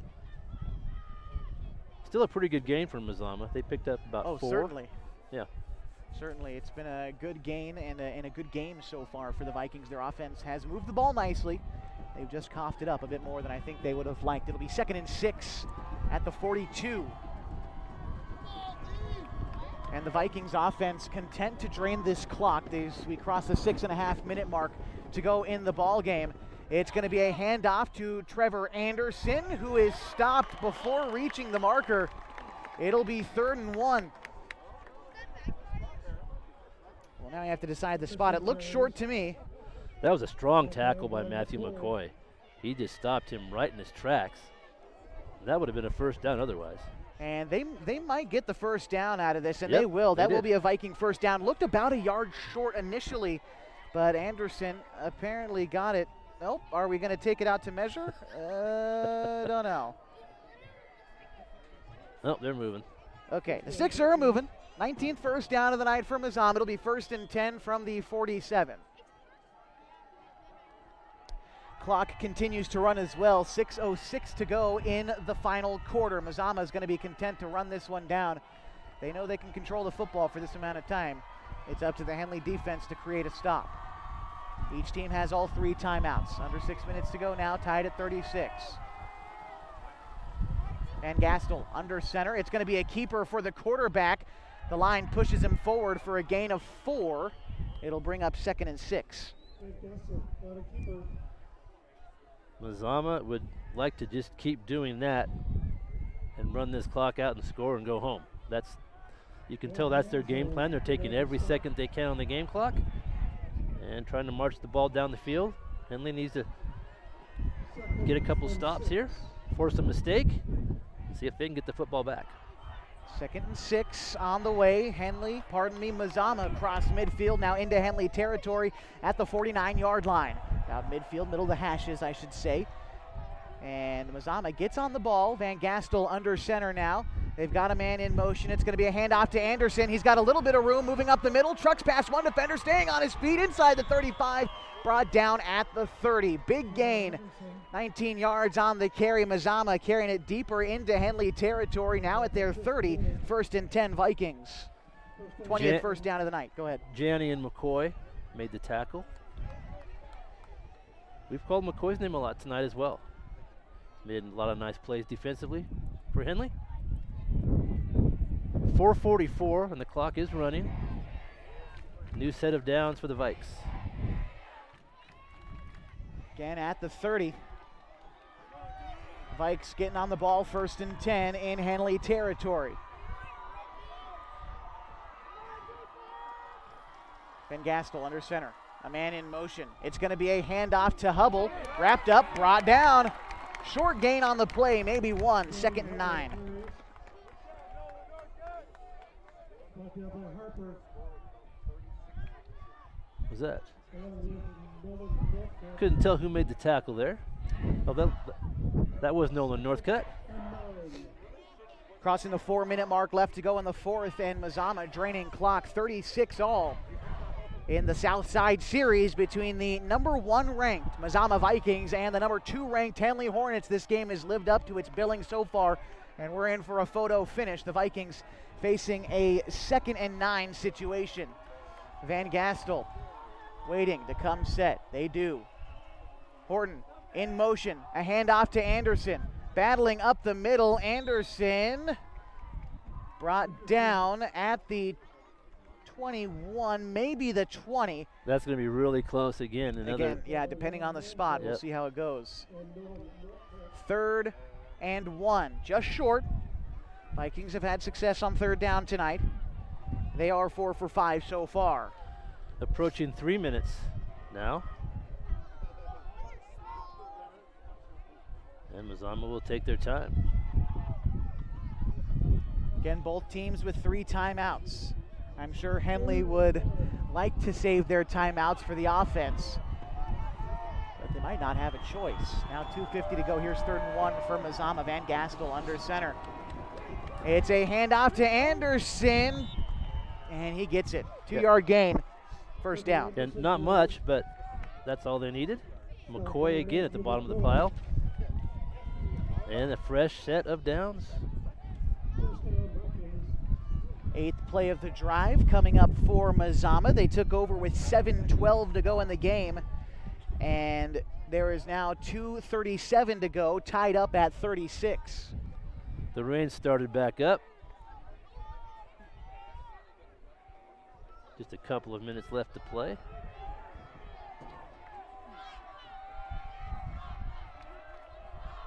Mazama gets on the football. Van Gastel under center. It's going to be another handoff to Anderson. No, it's a keeper for Van Gastel trying to come back out and stuffed. No gain on the play. 2nd and 10. Now 2:04. Do you start to question, should Henley start to burn some timeouts, especially with a big stop like that, 2nd and 10? Ortiz with a good tackle to keep that gain to next to nothing there. Yeah, you're right, Josh. We're inside of 2 minutes. And the other idea is to just hope that Mazama runs out of time and doesn't score the football. So. And Mazama is moving into the wind, so a field goal, if it came down to that, wouldn't be just that simple. Right. It'll be 2nd and 11. Mazama behind the sticks for just the 4th time tonight. Van Gastel under center. It's going to be a keeper. He's trying to go along the right side. He's got a little bit of room, trucking upfield, and he gets a gain of 10. We'll see if they give him that extra half yard for the 1st.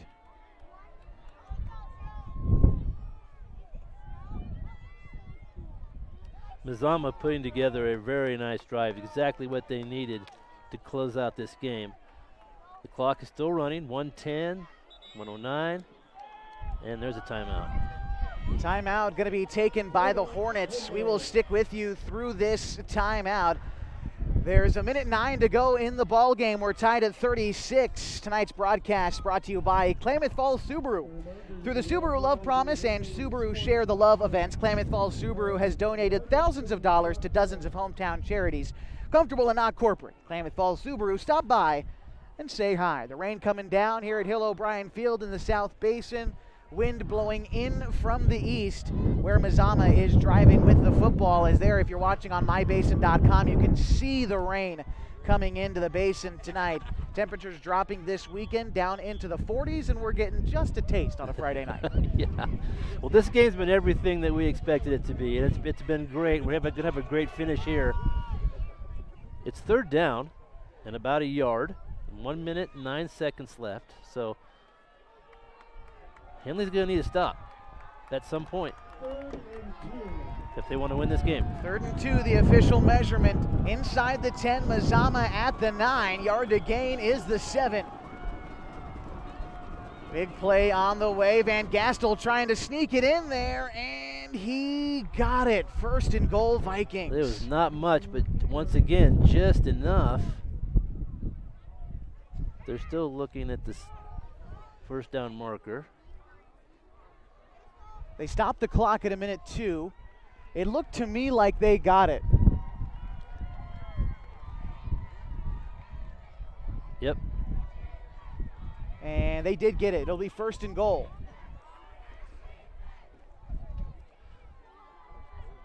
So the clock isn't an issue at all for Mazama. They have plenty of time and they have timeouts. So clock not an issue for the Vikings. Henley, of course, wants to stop it in case Mazama does score, and we'll take a timeout right now.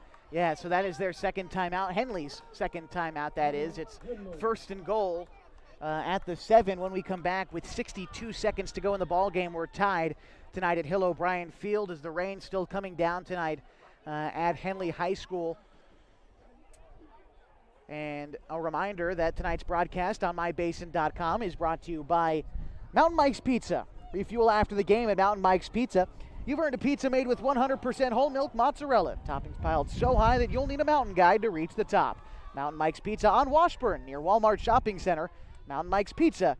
Pizza the way it ought to be. We're tied at 36.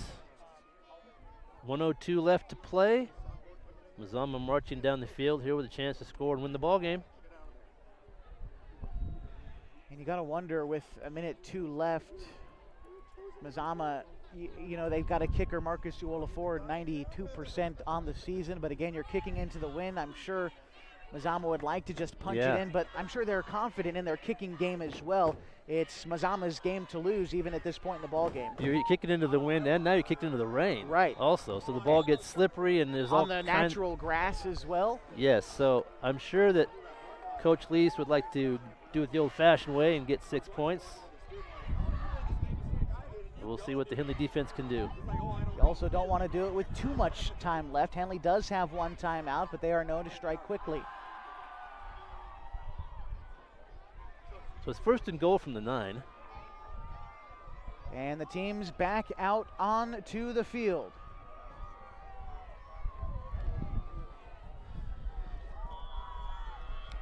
Here we go, 1st and goal from the 9. 1:02 left to go in the ball game. Mazama handing this one off to Anderson, battling forward. He does get inside the 5, maybe right to the 5. And timeout called. I think Mazama called that one. By Mazama, right. They used their first timeout there, so the clock going to stop again as they want to talk over this play with 55 seconds left to go in the ball game. They want to make sure that they don't run out of clock before they get their 4 chances. So it's 2nd down now, so they'll have 3 more tries to get it in there.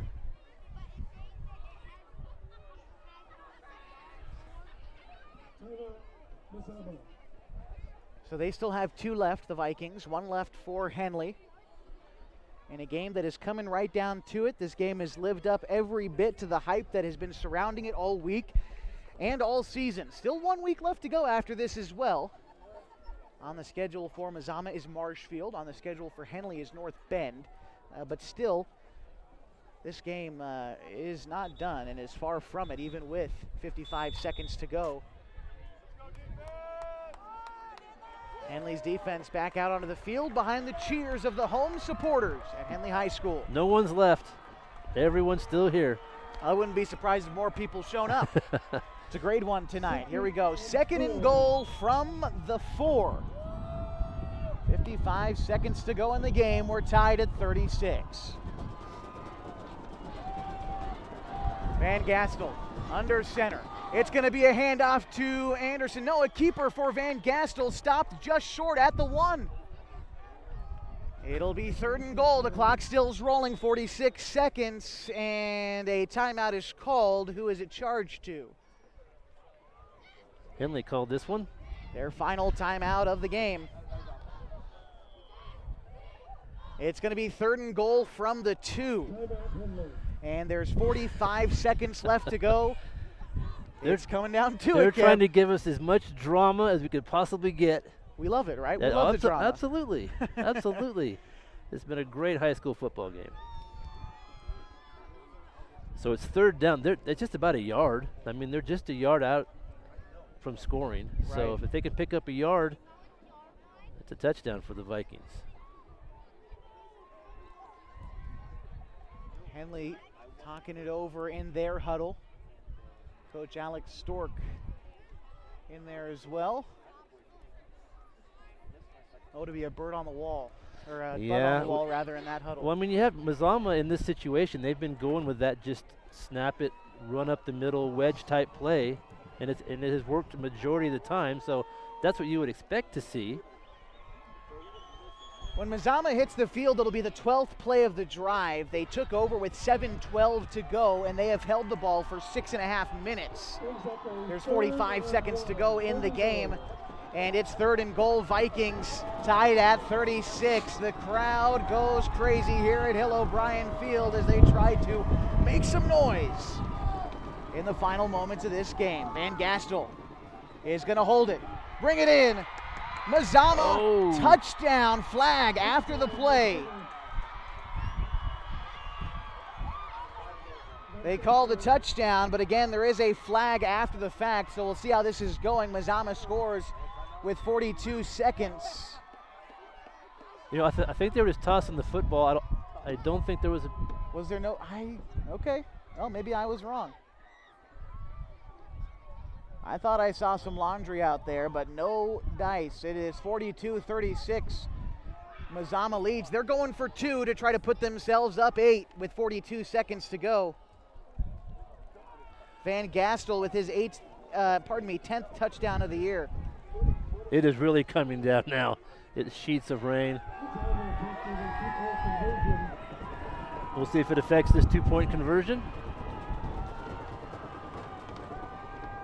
Here we go, handoff up the middle. Trevor Anderson into the end zone, and the Vikings up 8 with 42 seconds to go in the ball game. They now lead 44-36. And you're right, Kevin, that rain really coming down, and time to admire that drive from MAZAMA. Absolutely, that was a #1 in the state team drive. 6.5 minutes, 12 plays, capping it off with a Van Gastel touchdown from 2 yards out. They took just about all the time off the clock, and now it's up to the Hornets' quick strike offense. Can they do it again like they've done all season long, but this time against their toughest opponent yet? Team's trying to stay warm. We're trying to stay dry. There's only 42 seconds left to go in the game. I'm not sure. Did Henley burn all their timeouts? They do. They are out of timeouts. Yeah, so they're going to have to really make use of first downs and the sidelines. Now the clock will stop after a first down, correct? Yeah. Right, so they give time to move the sticks. If you're watching on mybasin.com tonight, you see the MAZAMA student section with their flashlights out, celebrating a lead taken late in the game.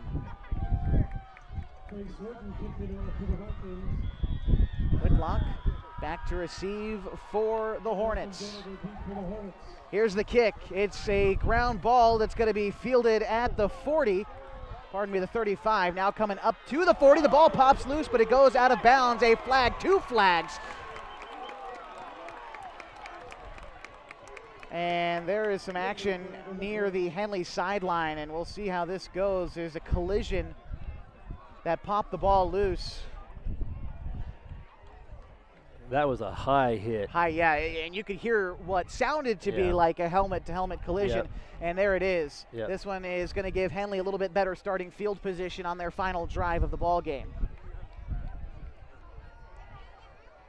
Yeah, that was unfortunate. And it looks like everyone is okay and healthy after a hit like that. And we'll see where they place the football. It's going to be at the 45. Still in Henley territory, but 55 yards separate the Hornets from a touchdown. And a potential two-point conversion would push this game to overtime. That's the best the Hornets can hope for at this point in the ball game. It's 1st and 10 from the 45. In Hornets territory, Shaw Stork taking the snap. Rolling right. Finding Sheen at the sideline. Pass incomplete. The ball's a little wet now. That one just slipped through his hands. But not much time taken off the clock, so that's all right. Just about 4 seconds off the clock. Sheen tried to hit that quick curl route. Ran about 12 yards upfield, turned around near the sideline, but you're right, just that throw a little bit high. Shaw Stork now in an empty backfield. Whitlock set up as a wide receiver, 3 to Shaw's left, 2 to his right. Stork calls for the snap, looks over the middle of the field, finds Whitlock near the sideline. Logan gets out of bounds, not quite to the first down marker, but up past midfield to the 49, and so call it a gain of 6. It'll be 3rd and 4. Clock stops at 29 seconds. Having the wind at their back will help here, especially if they have to throw deep. But right now they're just taking little chunks at a time.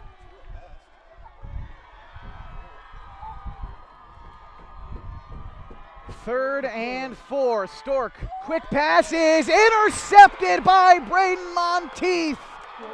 The Vikings create a takeaway, and the Vikings sideline goes crazy. That was a fantastic play. Monteith knocked the ball up on his own, then made the catch. Great play by Brandon Monteith. Yep. And that might put this game on ice as the Hornets out of timeouts, 24 seconds to go in the game.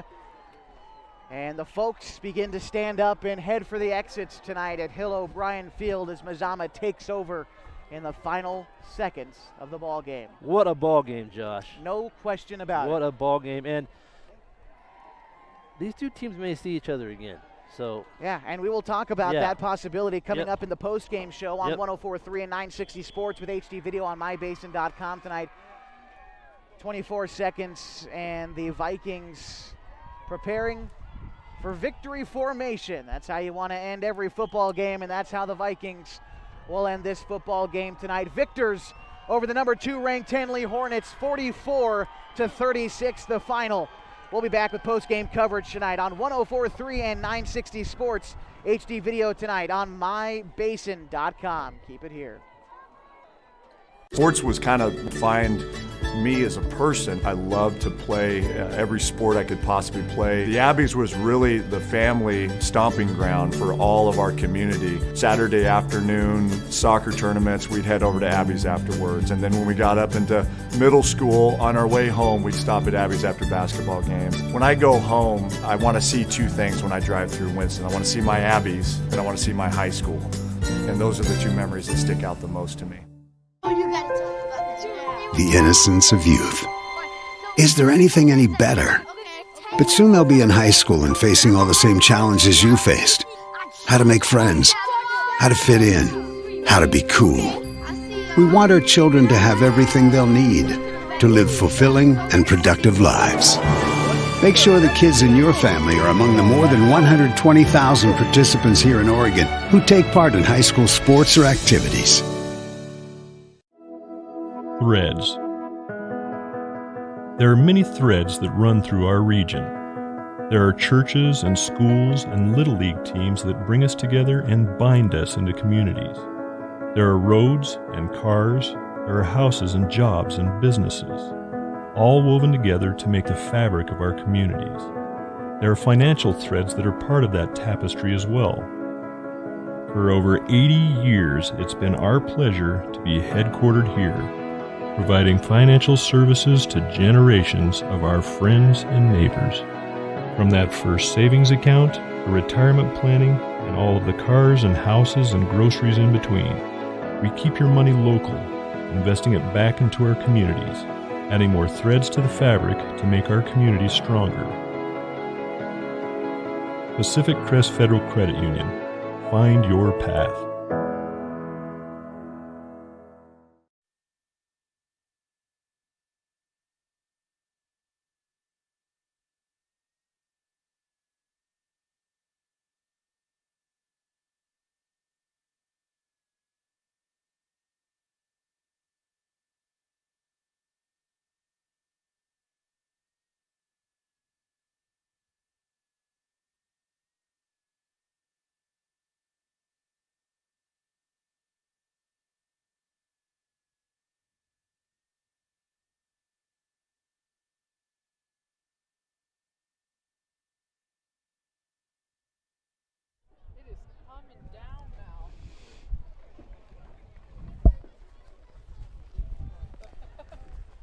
And we're back with you on a rainy Friday night from Henley High School. The MAZAMA Vikings taking this one from the Henley Hornets 44-36. Kev, we came in asking for a great football game. We got that and then some. What a great performance tonight by both teams. Yep, great game, and it was even on paper and it was even on the field. And Henley can, what I take away from this game, Henley should feel like they can play with anyone in the state. I would agree. So that is a great place to be with one regular season game left and then the playoffs. Henley's right there. And so a couple breaks here or there, they could have won tonight. And I just feel like any opponent that they see in the next 3 or 4 weeks is one that they could beat.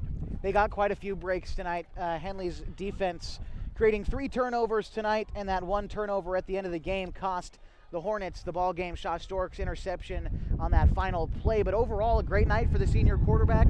We said he would have to come up big in some big moments to keep the Hornets in this game and potentially win it.